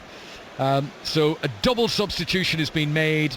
2 attacking players who are both eligible to play in the FA Cup final are going to come on for Hull. Matty Fryatt and Yannick Sagbo. So Sagbo, who's big and burly, and Fryatt, who's looked quick and sharp since coming back from his loan spell. And that will give Manchester United's defence a little bit more work to do now, presumably in this second half. Rossinier, by the way, has gone off, and so too Long. Yeah, just fresh legs, I would think, Connor. And no other reason. 2 fresh strikers. Not played an awful lot of games this season. I think Sagbo started the season well, but was injured for several months. And Fryatt, so just fresh legs, really. Just Stevie Bruce trying to freshen things up. Maybe they can bring something different to what the first half Hull strikers brought. Yeah, back underway here for the second half, and we've got Hull City playing from left to right as we look down. Blue jerseys, blue shorts, red socks. Manchester United, their traditional red, white, black combination. Here is Tom Lawrence on the ball. Another debutant tonight, bursts towards the penalty area and is taken down by Myler, and that is going to be perhaps a card as well for Myler. A yellow card shown to the Republic of Ireland international. And Tom Lawrence does look a prospect, doesn't he? He's got some pace about him. He bursts there from the halfway line, rapidly made up the pace, and Myler, just snapping at his ankles, took him down short of the penalty area. Yeah, Lawrence getting on the ball, running at players, and having an effect on the game. Saying to himself, right, I don't just want to be out here tonight, I want to get on the ball and I want to show people what a good player I am. He did it okay in the first half. But started the second half very well. Won a free kick for Manchester United, probably 28 yards out, I would say, 30 yards out. Well, John, what it's like to be a young player coming into a big established team. You were signed by Arsenal. How old were you when you were signed at Arsenal? 19, so like similar age to these guys here, coming into the big moment. And we look down here and we see that Januzaj is standing on the ball and Tom Lawrence is standing to hit it, and he lost his footing just as he did so it went low into the wall. Januzaj picks up the pieces and gives it out to Valencia, and now Januzaj is in the penalty area again, and he's challenged, and a shot from Wilson goes up over the crossbar. He is a poacher. He conjured a shot up from a very difficult angle there. It went over the crossbar, but he did well to fashion any sort of shot from that angle. Yeah, well, again, the 2 youngsters tonight making their debuts. Lawrence having the confidence to get on the free kick and try and have a shot, and then Wilson with a sort of bicycle kick, really, not too far away. But as you say, he looks a real poacher. Yeah. I felt a bit sorry for Tom Lawrence there. We gave him the big build-up for the free kick, and as he ran up and kicked the ball, his standing foot completely went away from underneath him. Think how many thousands of times will he have practiced free kicks, working his way up through the Manchester United youth system. Here he is in his Premier League debut, the first time he gets to take a free kick from, what we call the Beckham territory, here at Old Trafford. He'll always remember his first one, won't he? And he falls over effectively. But he has done well tonight. He can hold his head up high, Tom Lawrence. He's looked good. James Wilson has got the goal. And Hull regain possession here, left full-back position, and Figueroa clears the ball away. So Fryatt and Sagbo have come on. How disappointed will Steve Bruce be that the 2 strikers that he brought in, Jelavic and Long, in January, cup-tied, not able to play in the FA Cup? That's the one sort of sour note with this happy story of getting to the final. Well, it is. It's a major blow for him, really, because since they have more than played their part, really, in Hull's good season, and the fact that they've been able to go away from that relegation zone, really, they've not really been looked in serious trouble, if you like, since them 2 players have come. So I think it's a massive blow to not have either of them for for the final, but it gives people like Fryatt, and maybe this is the reason, well, it will be the reason, Steve Bruce has to give them some game time, if you like. And of course the other argument is that the team without Long and Jelavic have been good enough to get to the finals. So Matty Fryatt, 4 goals in the FA Cup. He might need a couple more if they're to beat Arsenal at Wembley. And we will have full commentary, of course, May 17th, I think. Arsenal against Hull in the FA Cup final here on 5 Live. What is the situation, do you know, with Sean Aluko from Hull? Because I like him. He is injured at the moment. He's not involved tonight, but is he available? I'll tell you, he hurt his ankle in training on Friday, and they say he is now a doubt for the FA Cup final. But presumably again, that's another blow, because he started the season really well for Hull. Yeah. 1-0 to Manchester United here at Old Trafford. We've played 4 minutes in the second half, and a cross from the far side from Januzaj is held onto by Jakupovic, the reserve goalkeeper who's getting a run this evening here at Old Trafford for Steve Bruce's team. And Steve Bruce, who won the FA Cup 3 times as a player with Manchester United, and he'd love to experience that feeling, winning the competition as a manager and with Hull. If Steve Bruce does win the FA Cup, and we know he's kept Hull up, would he ever be in contention to be Manchester United boss? I mean, would he have to win? What would he have to do to be in contention to be a Man United boss, do you think, John Hartson? Well, he'd have to be the board here at Manchester United, the Glazers and the hierarchy, if you like, the big guys, they call them, the ones who make all the major decisions, would have to believe in Steve Bruce and believe in the fact that he's worked very well lower levels at Birmingham, the likes of Birmingham, Hull, Palace, done very well at Hull, and give him an opportunity, give him a chance. Well, it's a difficult one, because I personally would love to see people like Steve Bruce get opportunities at major clubs. They tend to go for the foreigners. They've had Sir Alex Ferguson here for 26, 27 years. I would love to see Steve Bruce get an opportunity. Here's Januzaj outside the penalty area, low and hard and on target, and saved out by Jakupovic, and out for a corner to Manchester United. Sorry, John. No, I'm saying, you asked the question about Steve Bruce, would he come to Manchester United? Given the opportunity, he'd walk to Manchester. Of course he would. And I would like to see it happen, but I don't think it will. Yeah. Well, we all saw how the career trajectory of Roberto Martinez surged after winning the FA Cup last year. If Steve Bruce could do it this time around, it'll be interesting to see what happened. But Hull City supporters will be very keen to hold on to him. Never finished below 14th place in the Premier League, Steve Bruce, with either Sunderland or Wigan. And we know the praise that Tony Pulis has got, the work that he's done at Stoke and now with Crystal Palace. And Steve Bruce has got a similar record in that regard. And that is a foul, surely, on Butner by Sagbo, and that's a free kick to Manchester United. So 1-0 to Ryan Giggs' team tonight. James Wilson has scored, and Ryan Giggs had won 2 Premier League titles before James Wilson was even born. Simon Clancy, our producer back at the studio, gave me that stat before the game, which I think sums up an awful lot when you've got Giggs with his boots and his shin pads on and still an active player on the subs bench tonight. And how Giggs must feel old when he looks out and sees young whippersnappers like James Wilson scoring goals for the Manchester United first team. But will we see him tonight, Ryan Giggs? I mean, this is a game that doesn't have an awful lot riding on it. Will there be that sentimental gesture of coming on to take the ovation of the Stretford end? Well, I'll certainly see him, I think, if United go and get a second goal, because he is the consummate professional, and he won't want to, I'm not saying this in a bad way, but sort of unbalance the team in any way if it's 1-0 and it's close. So I think if United were to go and get a second or a third, I think you'd certainly see Ryan Giggs come on then. Well, the fairy tale, if we want to use that word, for the Manchester United fans would be Giggs to come on and score tonight. His last goal came in a 2-0 win at Queen's Park Rangers last season. That was February 2013, so it's well over a year since Ryan Giggs last scored a goal for Manchester United. Could tonight be the last we see of him, if at all? This is Kagawa on the attack for Manchester United. Right hand side, he's got Januzaj in front of him. Figueroa nips in to win possession. Myler now onto Quinn, and Hull are having to work quite hard here just to break up to the halfway line. Played by Sagbo into space here to the near touchline, and this is El Mohammadi, and back into Corrin, and El Mohammadi once again now to Boyd, and the crowd are very, very quiet here at Old Trafford. El Mohammadi turns, gives it back to Alex Bruce, and then forward to Myler in midfield. And Hull are holding onto the ball, but they're back now in their own final third. Quinn to Figueroa, back into Stephen Quinn once again. He was Hull's Player of the Year last season, and then he picked up an injury pre-season. He missed most of the early part of the campaign.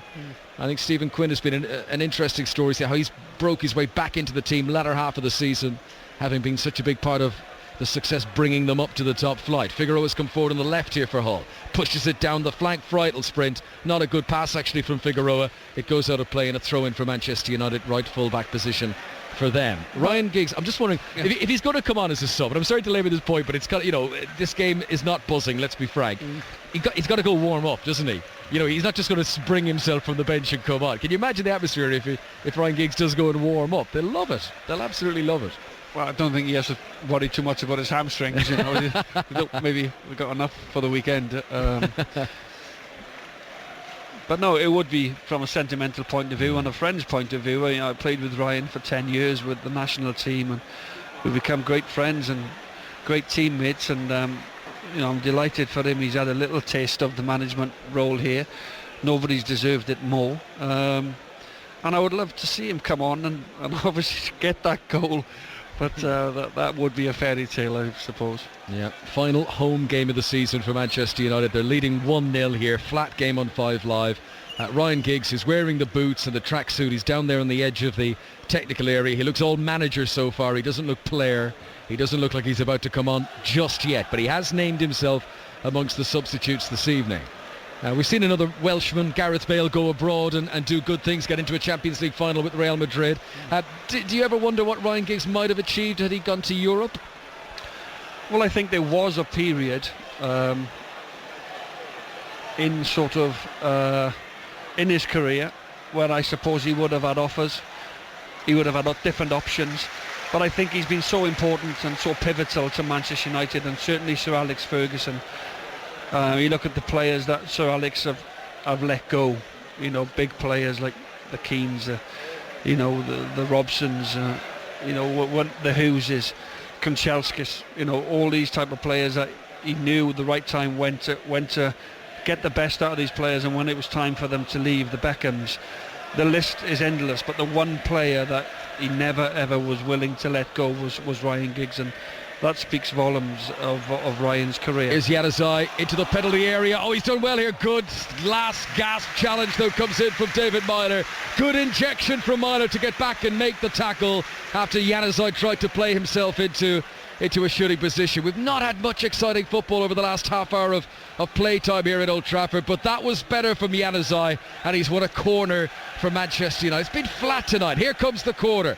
Swung in high from Januzaj towards Fellaini, and Vidic at the back post. Appeals for a handball. Vidic is trying to control. Another appeal for a handball, and eventually the ball is shepherded out, and that will be a corner to Manchester United on the left-hand side. We've had to discuss a lot of periphery items tonight because it's just not been a great game of football to watch. But Manchester United looking for the second goal that would see this game off. It's Januzaj again who was involved, who won the corner there for Man United. United just lacked that little bit of a spark. But every time Januzaj does get on the ball, he does create something for Man United.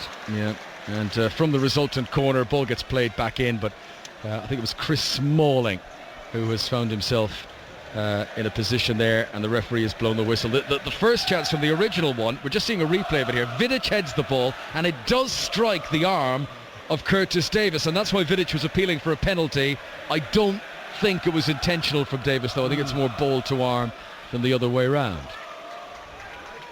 Still 1-0 to Manchester United here tonight, and it's the new name, James Wilson, on his debut, who scored the goal in the first half on a night when Manchester United have not, I'm trying to think back over the game, shots on target apart from the goal. I'm not really remembering any other shots on target, John Hurst. You talk about Manchester United subs bench as well. You think, well, we talked about whether Ryan Giggs would come on. I'm sure Robin van Persie would quite like half an hour.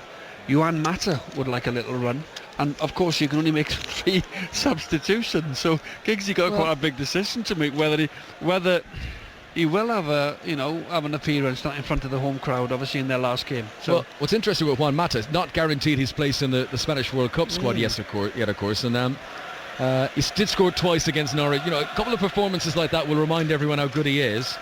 As the ball is played forward by Alex Bruce and controlled by Vidic, and then Kagawa, and Manchester United regained possession. So we've got just over half an hour to play at Old Trafford. This is 5 Live from the BBC. 1-0 to Manchester United tonight against Steve Bruce's Hull City, who've got the FA Cup final to come, and they are playing a bit tonight with a team with another game on their mind rather than the one that they're involved in this evening. Scottish Premiership playoff quarter-final first leg. It's now Queen of the South 1, Falkirk 1. That is an equaliser for Queen of the South. Hull gained possession and instantly give it away again. And Robin van Persie's gone to warm up. This is Tom Lawrence. Another debutant, gives it on to Fellaini. Now Januzaj, crossing position, close to the byline, right-hand side for Manchester United. Attacking the Stretford end. He's into the penalty areas. Januzaj cuts it back to the edge of the D. Kagawa, off balance, regains his composure. Back to Januzaj, still in the penalty area. Crosses for Fellaini! And he was still waiting for that first Manchester United goal as it's headed away by Curtis Davis. And Hull now will complete the clearance by Myler. And that was another chance for Manchester United. Fryatt with a little Cruyff turn. Close to the halfway line, gives it to Myler, back again to Fryatt, 15 yards now inside the Manchester United half, but Ryan Giggs' team have got plenty of defenders back in position, and Hull will now swing it from the right flank over to the left-hand side, and Van Persie is now actually on the pitch doing his warm-up. There is a quite steep slope on the edge of the pitch, so it is difficult when players want to run along there. And he's not in danger of being hit by the ball or anything. He's off. Oh, Januzaj's away, and he hits the ball past Davis, and he hurdles over the tackle, and he looks a bit like young Ryan Giggs here as he sets up Fellaini. Saved Wilson! James Wilson gets his second goal on his dream debut for Manchester United, and this game might not matter much to most of the Manchester United fans, but it certainly means an awful lot to young James Wilson, who has now scored twice on his debut, and it's Manchester United 2, Hull City 0. That man I was just talking about, Januzaj, he goes forward, makes a great run forward, skips past Curtis Davis on the halfway line, squares it to Fellaini, who actually should score. Good save from the goalkeeper from Fellaini, and then pops out to young Wilson, who puts in the rebound. What a debut for the 19-year-old. 2 goals on his debut, but brilliant again from Januzaj. He's had 3 chances tonight, James Wilson. He has scored 2 goals. He has announced himself on the Old Trafford and Premier League stage, and I don't think this is the last we will get to hear of James Wilson. I have a feeling this guy is going to be around for quite some time. Steve Bruce was absolutely furious that there was not a foul given to Hull in the build-up before that counter-attack was launched. Januzaj did very well. What did occur to me in the build-up to that goal was that Maro and Fellaini cannot catch a break. What was he, 8 yards out, point blank in front of the goalkeeper? He couldn't score. Well, Januzaj actually put it on a plate for Fellaini, and in maybe a more important game or a bigger moment in the game, you're certainly looking for him to tuck that chance away. Let it run across his body, played it with his left foot. It was a very good save from Jakupovic in the goal from Hull, but just couldn't quite hold it, and it fell perfectly for young Wilson. You know, what a slice of luck he's had as well on his debut. You know, to score a goal from 3 or 4 yards, a rebound. Yeah. But to be fair, you make your own luck in this game, and Wilson has got 2 goals in 1 game, so his stats are fantastic already. Yeah.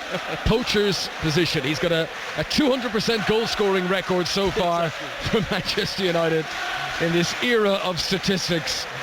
James Wilson will do well to keep that one up. Here is Boyd in possession for Hull. 2-0 behind now, and the bad news for Steve Bruce's team is that Robin van Persie is preparing to come on. Here's a chance. Fryatt! Oh, what a goal that is! 15 yards outside the penalty area, and Matty Fryatt has struck it low and hard beyond David De Gea. Manchester United have conceded tonight, and it's a really, really good goal for Matty Fryatt. Well, that bodes well for the FA Cup final. Has Matty Fryatt just booked himself a place in Steve Bruce's starting 11? Excellent goal, the best we've seen this evening, and the game now threatening to spark into life. Manchester United 2, Hull City 1. It's Matty Fryatt's goal. Great strike from the substitute Fryatt. 25 yards out. Great strike. De Gea no chance. Went through a crowd of bodies. Hull back in it here. Well, James Wilson is not going to score a debut hat-trick because he is going up to a standing ovation. They like the cut of his jib. They like what they've seen of James Wilson here at Old Trafford. And Robin van Persie comes on now for the remaining 26 and a half minutes here on 5 Live. So Van Persie will lead the line. Fellaini's been playing as an attacking midfielder in behind him. He's got Tom Lawrence left-hand side, Adnan Januzaj on the right. And Manchester United looking for a few goals now, having just conceded one down the other end. It was so flat here, early stages of the second half, but finally we've had a little bit of action to commentate on, John Hartson. Yes, picked up again now. The Hull fans are even singing after Matty Fryatt's goal back there. And, you know, at 2-0 down, you're thinking, well, game over, eh? They're not having any chance, not creating anything, Hull. But that goal, all of a sudden, has given Hull fresh impetus, and they're currently in possession. Yep, goals change games. Better game now. Dundee United 1, Aberdeen 2. Aberdeen going in front in Scotland as Boyd comes forward on the left-hand side for Hull. He's worked this well, actually. Level with the corner on the penalty area. And oh dear, what was that? If it was a cross, it was terrible. If it was a shot, it was terrible. I think he was caught in two minds, and a wasted opportunity for Hull as George Boyd wallops the ball into the spectators behind the goal. We get a close-up at our screens of a smiling young James Wilson. He won't be able to sleep tonight. He's a youngster who's come on. He's made his debut in the Premier League for Manchester United. He has scored 2 goals at Old Trafford. Do you know what I would quite like to have seen? I'd like to have seen him throw his tracksuit top back at Giggs and say, I don't want to come off. Yeah. I've scored 2 goals, mate. I'm on my hat-trick here. All joking aside. Well, no, what a fair play debut. to the young boy. He's 2 goals on his debut. Special. Yeah. I bet his family are immensely proud of him tonight. They've got to be in this crowd somewhere. Yeah. Well, a beaming smile for the youngster, and best of luck to him. 2-1 in Manchester United's favour. Fryatt's goal making it a little bit interesting. Oh, look who's gone for a warm-up. Speaking of young, sprightly players, we've gone from a teenager, James Wilson, to a man who's closer to the bus pass. Ryan Giggs will turn 41 in November, and he has gone for a warm-up. There's no way he would do that if he wasn't about to bring himself on. So Ryan Giggs, will it be his final appearance at Old Trafford? The interim manager, we believe Louis van Gaal waiting in the wings, and is Giggs the manager about to bring on Giggs the player for the closing stages? Still quarter of the game to go. Figueroa crosses, terrible cross again. That's 2 in a row now for Hull from the left-hand side, and a goal kick to Manchester United away to our right. Well, familiar pose. We've seen it so often down through the years. Ryan Giggs going through his stretches. I mean, all the stories in his youth, how Alex Ferguson would drive around in the night, you know, before a game to make sure Giggs was tucked up in bed, make sure he wasn't out enjoying the trappings of the young celebrity lifestyle. I wonder if manager Ryan Giggs made sure that the player Ryan Giggs was responsible last night.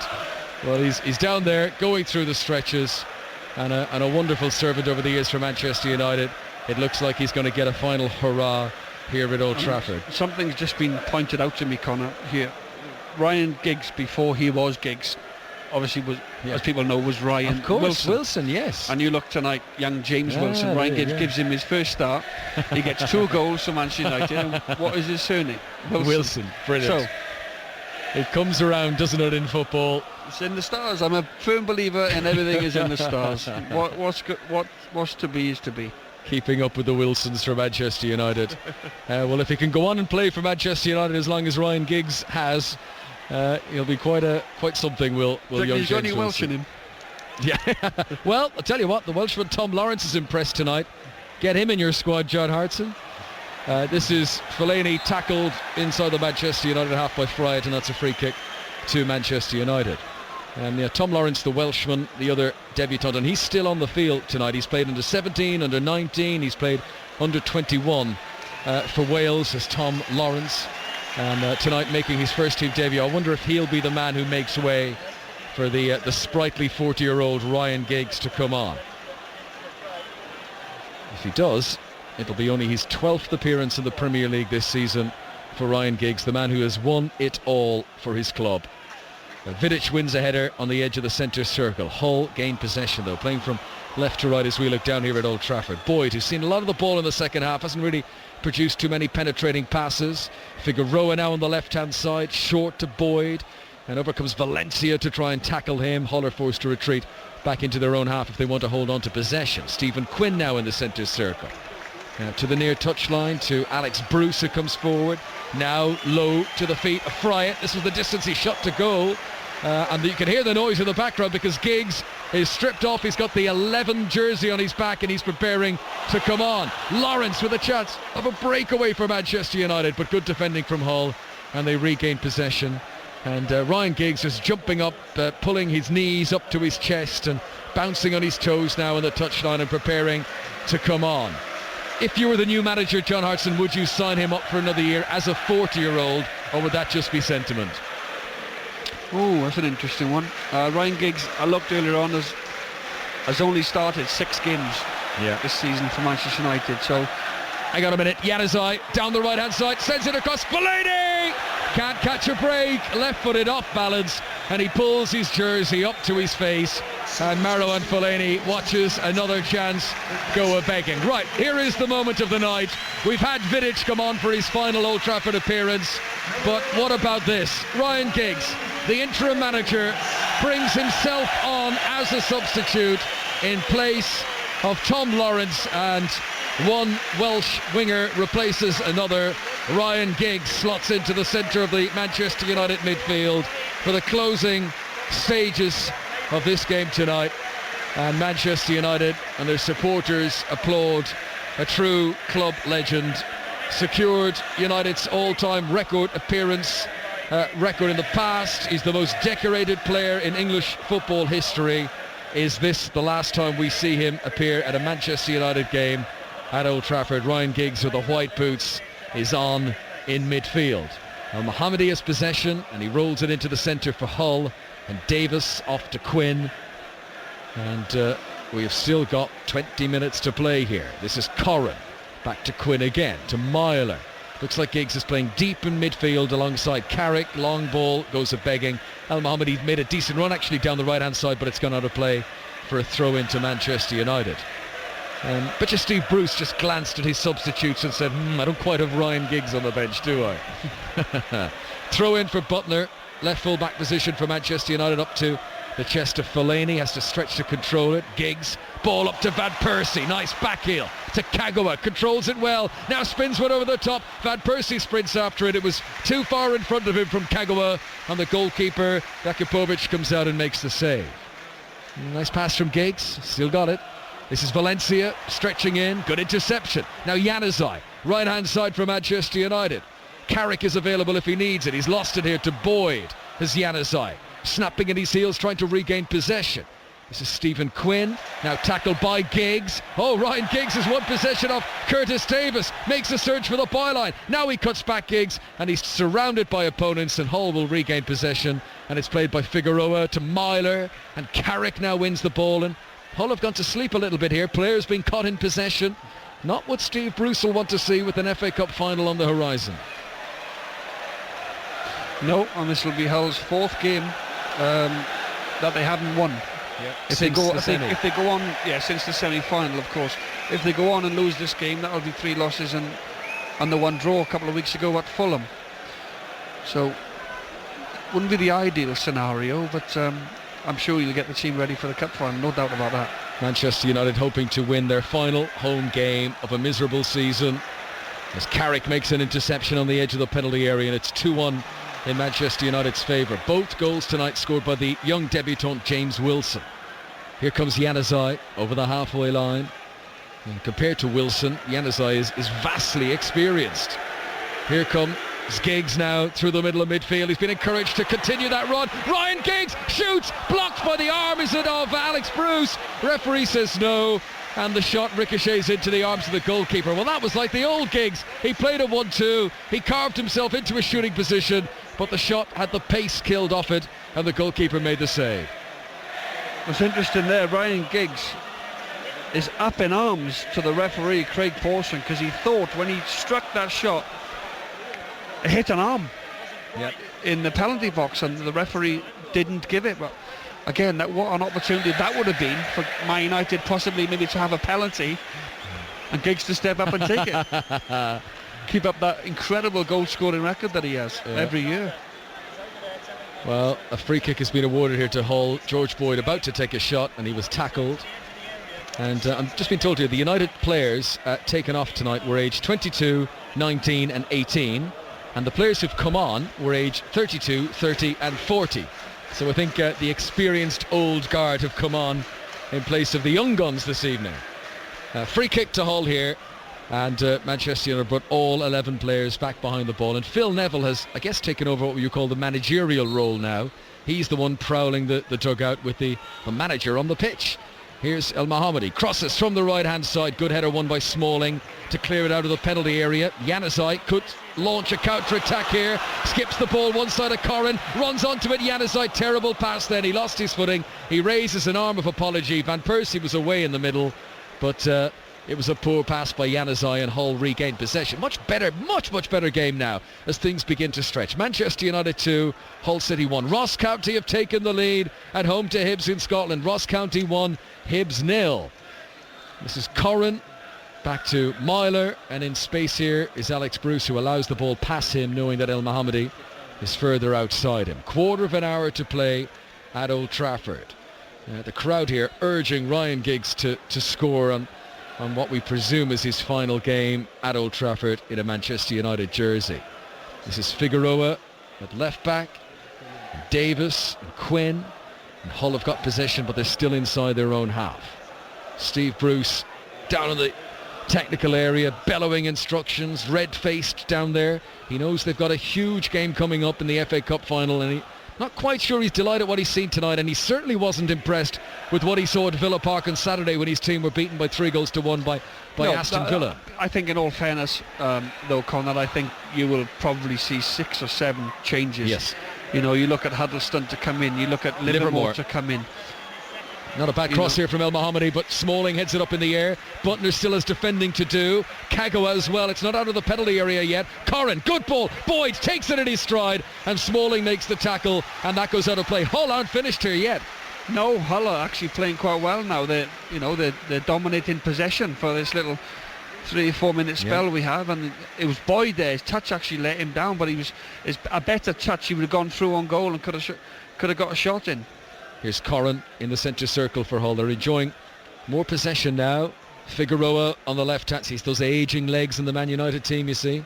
Not covering as much ground, allowing Hull back into it, he says mischievously. Here is El Mohammadi on the right hand side and plays it low into the feet of Myler, 10 yards outside the penalty area, and gives it further back now to Quinn.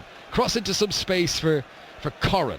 And now over wide to the left touchline is Figueroa. Sagbo's waiting patiently on the edge of the penalty area, but Hull haven't attempted too many crosses tonight. Certainly not too many good ones. This is Stephen Quinn, being put under pressure by Kagawa. Quinn gets it back from Sagbo. 10 yards outside the penalty area again. Now this is El Mohammadi.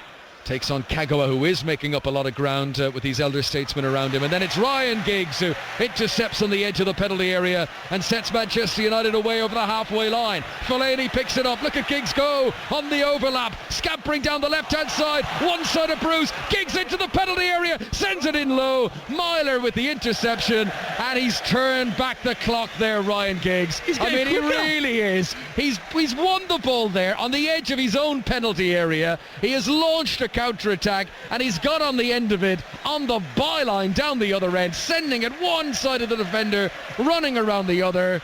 Well, age comes to us all, but class sometimes does appear permanent, and Ryan Giggs was a joy to watch there. Unbelievable there. Ryan Giggs made about 60, 70 yards up. He's gone round and he's overlapped Fellaini, but his fitness levels and his enthusiasm still at 40 years of age.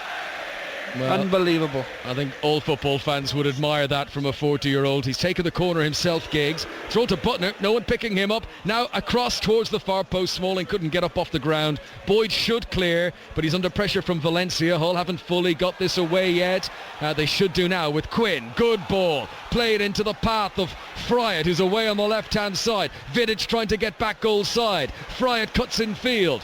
United have now got defenders back. This is Corrin. Plays it into space from Myler on the left-hand side. Sagbo's made his way forward. Boyd is in the penalty area. Myler gives it back to Corrin in midfield. And now over to the near touchline and El Mohammadi. Huller a goal behind at Old Trafford. Good ball in. Looking for Sagbo. Couldn't get his forehead on it though. And Manchester United clear it away. And it's Ryan Giggs on the edge of the penalty area. Sends it low up to the halfway line to the feet of Van Persie. And Van Persie to Butner. And Corrin has done well to bite in with the tackle and win possession back for Hull. Much better in the final half hour here at Old Trafford than we saw in the opening 60 minutes. This is El Mohammadi. Bit of space on the right hand side. He's running at Ryan Giggs. Sends it one side at Giggs. Runs around the other. He learnt that trick off him at the other end. Here comes a good cross. Now there's a chance for Boyd. Tees up Myler. Saved by De Gea. Good save by the Manchester United goalkeeper. And Friant was not able to react quickly enough to score with the ball that rebounded to him. Good save De Gea. Good build up from Hull. Great save from De Gea. Sign of a great goalkeeper when you've not got a lot to do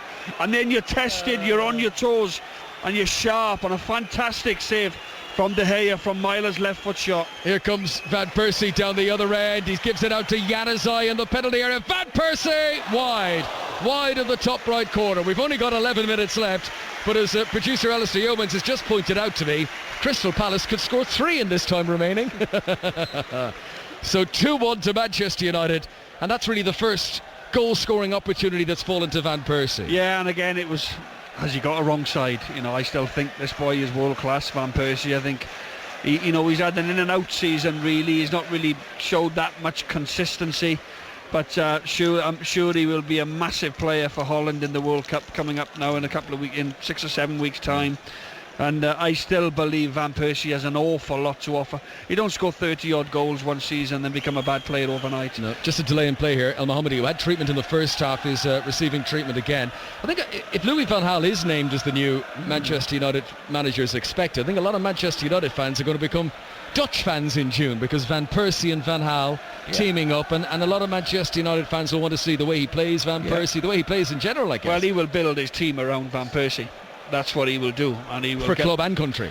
Yeah, absolutely. But see, I'm talking Manchester United more than Holland. I know we'll feature massively for Holland, and they've had a great campaign as well.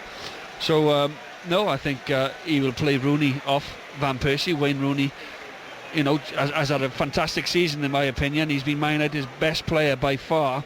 So I think he will build his team around them too. I think he has to get the best then from everybody else at Manchester United. Yeah, certain feeling of an end of an era here at Old Trafford. First season in a very long time that either United haven't already won the title or were at least going into the last couple of games still in contention. I mean, Alistair was saying earlier on that they reckon it was 2006 was the last time Manchester United went into the last day of the season having not either won the title or with a chance of winning it. And now you've got Vidic, the captain, who we know is leaving. Maybe it's the last we're seeing of Ryan Giggs. New manager coming in. It does feel this transitional period. I mean, this season just ending is supposed to be the transitional season. It feels like there could be another transitional season coming up. And it's going to take somebody of the ilk of a Van Gaal to come in, vastly experienced, to give this club new direction, if you like. They've gone way off the rails this season. Can he get them back on the right track next season? Because these fans will demand it. 2-1 to Manchester United here at home against Hull City in the Premier League. Barclays Premier League. We've got 8 minutes to go. Jake Livermore has come on in place of the injured Ahmed El Mohammadi, and we mentioned Phil Jones going off injured in the first half, a concern for Roy Hodgson, and we believe he's been taken to hospital with a shoulder injury. Steve Bruce wouldn't want to be without El Mohammadi for the FA Cup final, and it was twice in the game that he went down nursing an injury. But still time for an equaliser for Hull City here at Old Trafford, and I think that would could be an interesting prospect for Steve Bruce if he's trying to build up the momentum, the belief that they can go and beat Arsenal at Wembley. To come away with a point from Old Trafford would help in that. Here is Januzaj, good turn, 15 yards inside his own half, but already into Hull territory now. Van Persie on the left. Januzaj's been pulled to the ground off the ball. Van Persie's in the penalty area, onto his right boot, hits it low, hits it hard, it's straight into the goalkeeper's stomach. Well, we knew he was going to pull the trigger there, Van Persie, and it needed to be either left or right of the goalkeeper. And now Alex Bruce has picked up an injury, and this will be another concern. Look, he's back up on his feet, but he's hopping, and I think it's just a twinge.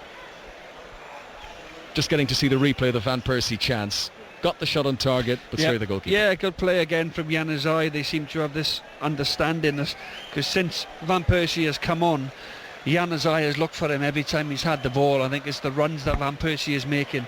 Not to say that young Wilson wasn't making great runs before he went off, but Januzaj, I think, will be a big player for Manchester United in the next few years. Absolutely, I think he's been a shining light for Man United tonight. He's been a real bright spark. Showed glimpses of quality at times, and I speak to a lot of players here, a lot of coaches as well here at Man United, and they tell me this Januzaj is very special. Yeah. Well, we've seen a lot of that this season, haven't we, from Adnan Januzaj. Scored against Newcastle recently. That was his only goal in 18 games before today. Back in October, scored twice against Sunderland. That's when the sort of hype machine went into overdrive about him. I think it's his all-round game as well, Conor. I think he sees a pass. Yes. He's got a turn of pace. He gets his head up. I think he's what you would call in football terms, he's a player. You know, the boy he's got great feet, good ability, and he is a player. For one so young, he shows fantastic ability. Well, we've seen quite a few talented Manchester United youngsters this evening. If you missed our commentary earlier, James Wilson on his Premier League debut for Manchester United scored twice. And he does look to be a poacher. Here's Fellaini, who's had a few chances, but that first goal in a Manchester United jersey won't come, and he can't even control the ball there, and there's groans again, and poor old Fellaini, it's not been a dream move for him, has it, coming from Goodison to Old Trafford, and he's not had a good night tonight either. This is Quinn, midway inside the Manchester United half for Hull. Attacking the end there, fans are housed away to our right hand side. Loose ball here, picked up by Ryan Giggs. Midway inside the Manchester United half, he accelerates up towards the halfway line. Rides one tackle from Myler and rolls it into space here for Januzaj on the left hand side for Manchester United, attacking the Stretford end. Januzaj comes forward, cuts it back now for Fellaini. Short pass to Carrick. Butner's up from left back. Carrick again now in the centre. Sagbo puts pressure on him, and it's back with Vidic inside the Manchester United half. Valencia on the right hand side. Still best part of 5 minutes plus stoppages to go at Old Trafford this evening. 2-1 to Manchester United against Hull. Last home game of the campaign at Old Trafford. This is Butner, halfway line, left hand side, up to Januzaj. Nice little flick infield to Van Persie. Bruce comes out to put pressure on him. Van Persie keeps it moving onto Kagawa. Not a great ball back to Van Persie, but he's kept it alive with Butner now on the left-hand side. Onto Januzaj, just short of the penalty area on the left. Bit of space here for Giggs. He's urged to shoot, and he rolls it in low. Brilliant pass. Van Persie went low, and again Van Persie will score, and it's the third goal for Manchester United on the night. He needed 2 bites of the cherry, but Robin Van Persie gets his first goal since that hat-trick against Olympiacos in March. He shows he is ready for Holland at the World Cup, and guess who provided the assist? It's the interim manager, Ryan Giggs. Manchester United 3, Hull 1, right at the end of the 90 minutes. Yeah, again Ryan Giggs involved. Great ball into Van Persie. The first shot is saved by the keeper. The second shot comes through. He makes no mistake with his right foot. His first shot is actually blocked. Second shot comes to him and he smashes it in the bottom corner with his right foot. Ryan Giggs, though, his pass, don't watch the eyes. He's looking one way and he plays it in the opposite direction into Van Persie. Great turn, right foot attempt initially, and then he makes no mistake with the second chance. Well, Giggs, who's come on, and he's shown the crowd here that it's not just a sentimental gesture to come on and take the applause. He has contributed, and Manchester United have been a better team since Ryan Giggs has come on. Well, have they? Have they? They have, Conor. What I'm trying to say is I'm just trying to find the words in terms of can Van Gaal sort of give him another year, because I know he's only come on for 20-25 minutes, but if he's fit enough and he wants to, then it'd be interesting to see where we go, Let's throw it out to our listeners tonight. 0500 909 693. The lines are open. Who does Louis van Gaal need to move out of Manchester United? Should he keep Ryan Giggs if Van Gaal is the new manager? And we also want to know tonight, how far do you think Manchester United have fallen behind in the last 12 months? 0500 909 693. Mark Bugach is here at Old Trafford, and we're on air tonight on 5 Live Sport till 10:30. Those phone lines are open. 0500 909 693. Been a strange old evening this evening at Old Trafford. A funny game with lots of flat periods, but yet loads of talking points. And Smalling very nearly gives us another one as he slides in to make a routine block and could have got an own goal. But De Gea makes the save. That could have gone anywhere. It's Fryer who cuts it back, and Smalling makes a last-ditch lunge, if you like. And he actually gets quite good contact on the ball straight into De Gea's hands. But either side of the goalkeeper, that's an own goal from Smalling. 2 goals for James Wilson tonight, 1 for Robin van Persie. Matty Fryatt scored the Hull goal. We've got 90 seconds of the 90 minutes remaining. And here is Van Persie accelerating away from the halfway line. Down the left-hand side, pushes it in front of Januzaj. Asking too much of Januzaj though. Myler will get there first. And Januzaj tries to tackle him, and he's committed a foul in doing so. And Hull take it quickly, but too quickly. And Januzaj has injured himself in the process, and he's now lying on the byline. He was trying to slide in to dispossess Myler, who was shielding the ball on the byline, and he's picked up an injury for his troubles, and Januzaj is still down on the turf. Just watching this here, it's Myler and Januzaj. Januzaj just... Myler does stand in him. He does at the end. Now, whether it's intentional, you'll know better than me, John. Was that intentional? Januzaj's on the ground. Myler reaches out, and I think he does give an extra little lean down there that he didn't need to do on the leg of Adnan Januzaj. So as you say, maybe he didn't need to do it at this stage of the game. Maybe it's frustration from Myler. But I don't want to say a lot more. I don't want Myler to get, Yeah. Well, it'll be one get into trouble, and he's got the big cup final coming up. Yes, indeed. Here's Livermore on the right-hand side in field to Fryatt.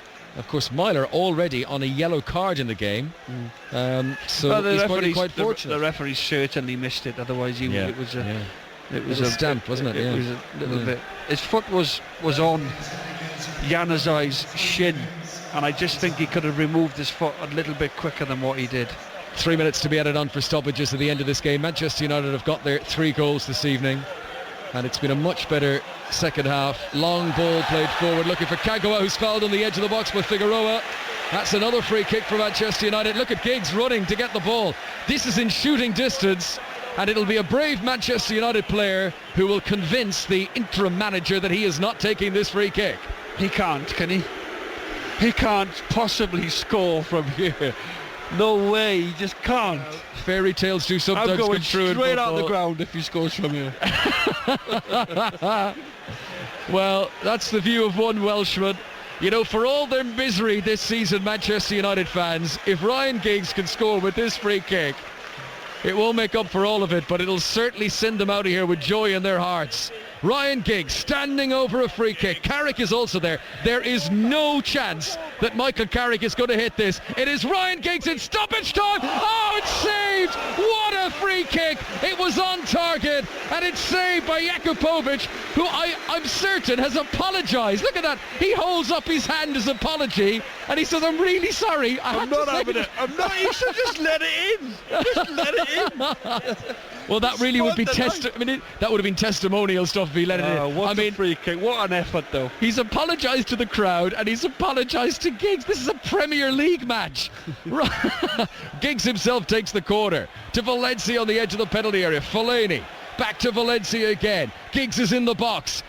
Valencia wide on the right-hand side. Giggs now moves into the edge of the 6-yard box, but the cross isn't going to reach him, and it's headed away, and now Butner strikes it, and it hits Fellaini, and back for Valencia, and the shot goes away, and poor old Fellaini again. That was a shot on target from Butner. Fellaini's blocked it out.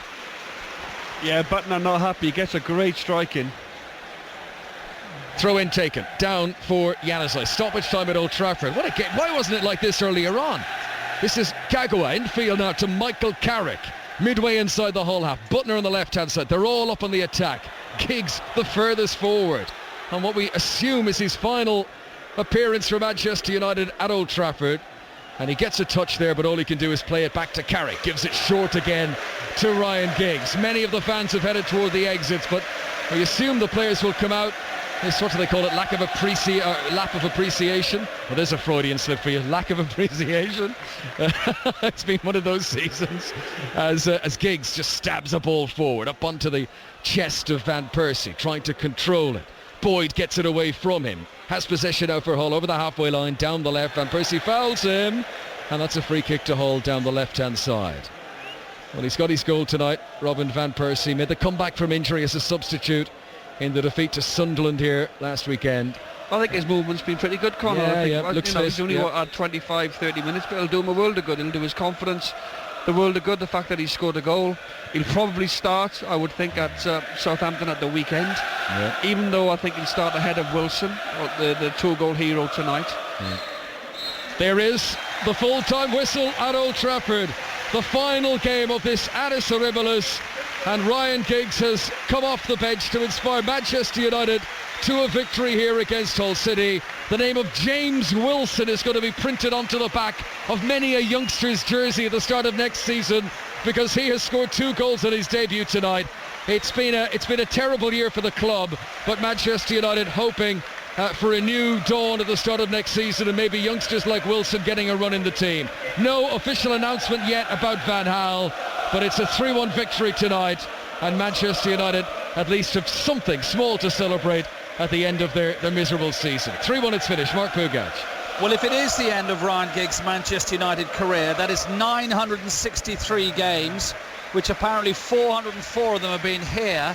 And I looked up his debut. It's always in these circumstances, what were you doing then? The 2nd of March 1991. Some of our listeners will be saying, well, I wasn't born. That's what I was doing I there. just started my apprenticeship at Luton Town. 16 years of age I would have been. Oh, you would have been in March 91. Well, you were a kindergarten. I was in school, not kindergarten. No, I was just trying to flatter you there, Conor.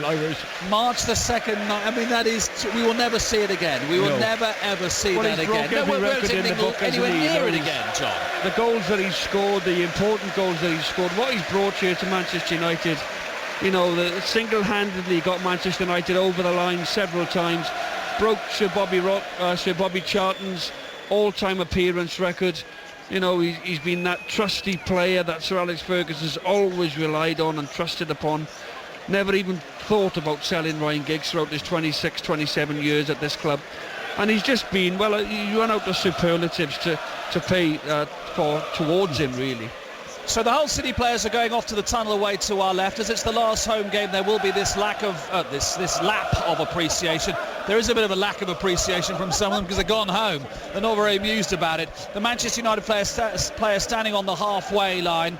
Ryan Giggs, 13 Premier League titles, 4 FA Cups, 4 League Cups, 2 Champions League, 1 Super Cup, 1 World Club Cup. I won't even put the Community Shield in there. Nemanja Vidic, who is leaving, we know that, 5 titles, 3 League Cups and 1 Champions League. Quite phenomenal. I think we're expecting maybe that Ryan Giggs is going to say something. At the moment they're just in a huddle on the halfway line. Those who haven't played tonight, people like Wayne Rooney and Darren Fletcher out there, Juan Mata in his tracksuit, Rio Ferdinand, what's going to happen to him, what's going to happen to Patrice Evra as well. Ryan Giggs. So let's just hear the words then from Ryan Giggs here this evening at Old Trafford. Still in his kit, of course, having come on and played possibly his last game, 963 appearances for this great club. I'd just like to say a big thank you from all the players and all the staff for your support this year.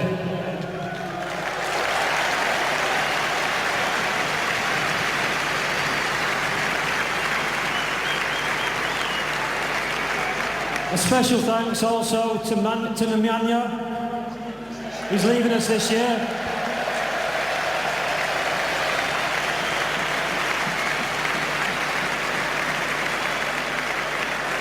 He goes with all our best wishes and success in the coming years.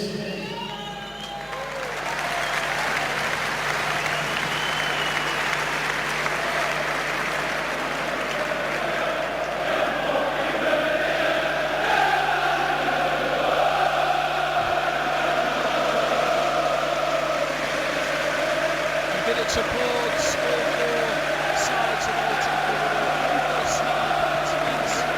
They chant his name for possibly the last time.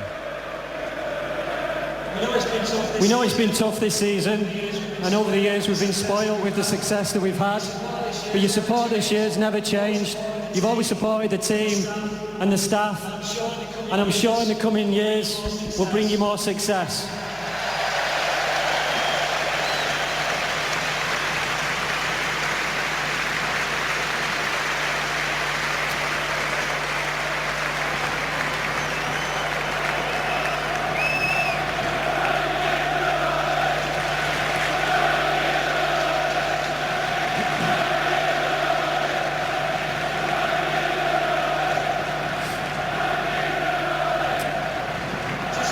I'd just like to say, keep supporting us. You've seen a little glimpse of the future, and this is what this club's about. We never stand still. We always give youth a chance, and we try and play attractive football. Sometimes we don't win, but we give it our all. So keep supporting us, and the good times will come back soon. Thank you. Ryan Giggs now applauds all the Manchester United fans as well, and they start their lap of appreciation, starting to walk away to our right. That is not a speech, John Hartson, that Ryan Giggs was anticipating making 12 months ago, when Sir Alex Ferguson said, your job is to get behind our new manager. No, and he didn't give a lot away, did he? It was a very, professional speech. He never said this would be his farewell game. He never mentioned anything about the future possibility of working with the new manager. So, keeping his cards close to his chest, if you like, had a fantastic reception. I think a lot of the crowd, and even us, Mark, sitting here in the commentary box, were probably anticipating it was maybe his last appearance. The reception he got and his age, this, that and the other. But he didn't give a lot away, did he? No. Inscrutable, I think is the word, isn't it? Absolutely. Yeah. Inscrutable. He spoke fantastically well. He certainly did. He'd be a good poker player, Ryan Giggs. We have absolutely no idea what is going on in his mind. As John says, if that was his last appearance, he wasn't going to say so. He was taking on his role, really, as the caretaker manager and having to make a speech that was never really been made by a Manchester United manager in the whole time that he's been a player. Even in the odd year where they didn't win anything under Sir Alex Ferguson, they might have been third at worst, but they would never have been in this position of seventh. And frankly, for them, John, also Rams, which is what they've been this season. Yeah, it's not been good enough, to think they finished behind the likes of Everton, behind the likes of Tottenham Hotspur. Two great clubs in their own right, but not really been in the running for trophies or even Champions League places in recent years. So it's not been a great season, and Ryan acknowledged that, and there's an awful lot of work to do here. You saw tonight young James Wilson come through, so he looks a fantastic prospect. That bodes well for the future. They've got good youngsters, and I do think there's work to be done here. I really do, Mark. I don't think you can paper over the cracks and think, well, 3-1 tonight, against a Hull team that made 5 or 6 changes. There is work to be done here, serious work needs doing, an injection of players, leaders. The club needs to get back to direction under a vastly experienced manager, a top manager. This is what this club needs, and this is what this club deserves. And they're very much on that path now, appointing a new man. Great to see Nemanja Vidic all smiles as he goes around Old Trafford for the final time. What a player he's been. Ryan Giggs said, yes, I played with Steve Bruce and Gary Pallister and Rio Ferdinand and Jaap Stam, but these are the words of Ryan Giggs in the programme. I would put Nemanja Vidic as the very best defender that I have ever played with. Just before we go to the phone lines, give us an idea of what it's like. I mean, Ryan Giggs sounded like a head teacher sending the head boy out into the world, didn't he? Goodbye, Nemanja, good luck. What's it like when you leave a club? I mean, you're a hard-nosed professional, but you had great success at Celtic.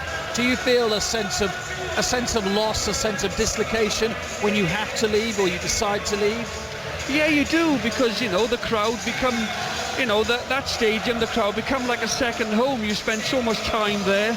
You've had this bond with the supporters for many years, and it's not easy when you leave. It takes a little bit away from your heart, if you like. A part of you sort of suffers, But Ryan has been an outstanding servant, I have to say. to Manchester United and to football, and you know, it's fitting that you know, that he's gone out, if you like. I'm not saying he has. If he does go out, he'll go out as the manager of Manchester United. Ryan Giggs, Rio Ferdinand giving a thumbs up to the Stretford end. I think if David Moyes was still here, we may well be saying goodbye to Rio Ferdinand as a Manchester United player. I'm not sure now. I think he says he wants to stay. Right, here's Nemanja Vidic speaking. All these years, and I was glad to be part of this club. I had so many great time here, and it was hard to speak to me now because emotions is walking, but most important,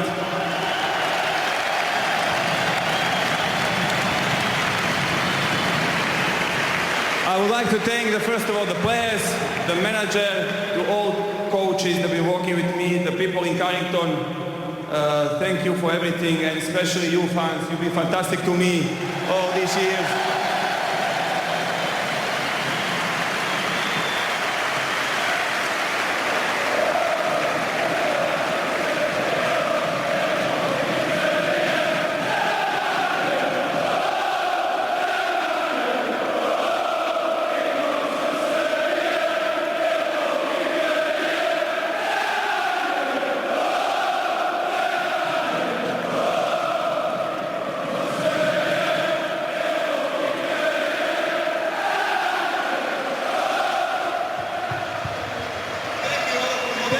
From bottom of the heart. Thank you very much. Thank you. It's good to see, John Hartson, that a player can leave a club these days with his head held high and without any rancour, because there so often is bitterness, isn't there, when a player leaves a club for whatever reason. It's great to see somebody, I know he's not playing in England after this, but he's going to another huge club in Inter Milan as Chris Smalling jumps and Robin Van Persie jumps onto Vidic's back. Great to see he can leave with his head held high and being appreciated by the fans. Absolutely, Mark, and it doesn't always happen. You know, a lot of players leave under the cloud, and they don't get the chance to say cheerio, you know, to the fans that they played in front of for several years. And Nemanja Vidic has been an outstanding player for Manchester United, and it's huge praise, you know. I'm trying to think whether I can get my head around that, you know, Ryan Giggs saying that about Vidic. You know, we're looking like some Bruce and Stam and Pallister and Ferdinand and McGrath. I don't think Ryan played with McGrath, maybe. I don't know if he would have done. But that is massive, massive praise, and fitting, really, praise from one of Man United's greatest ever.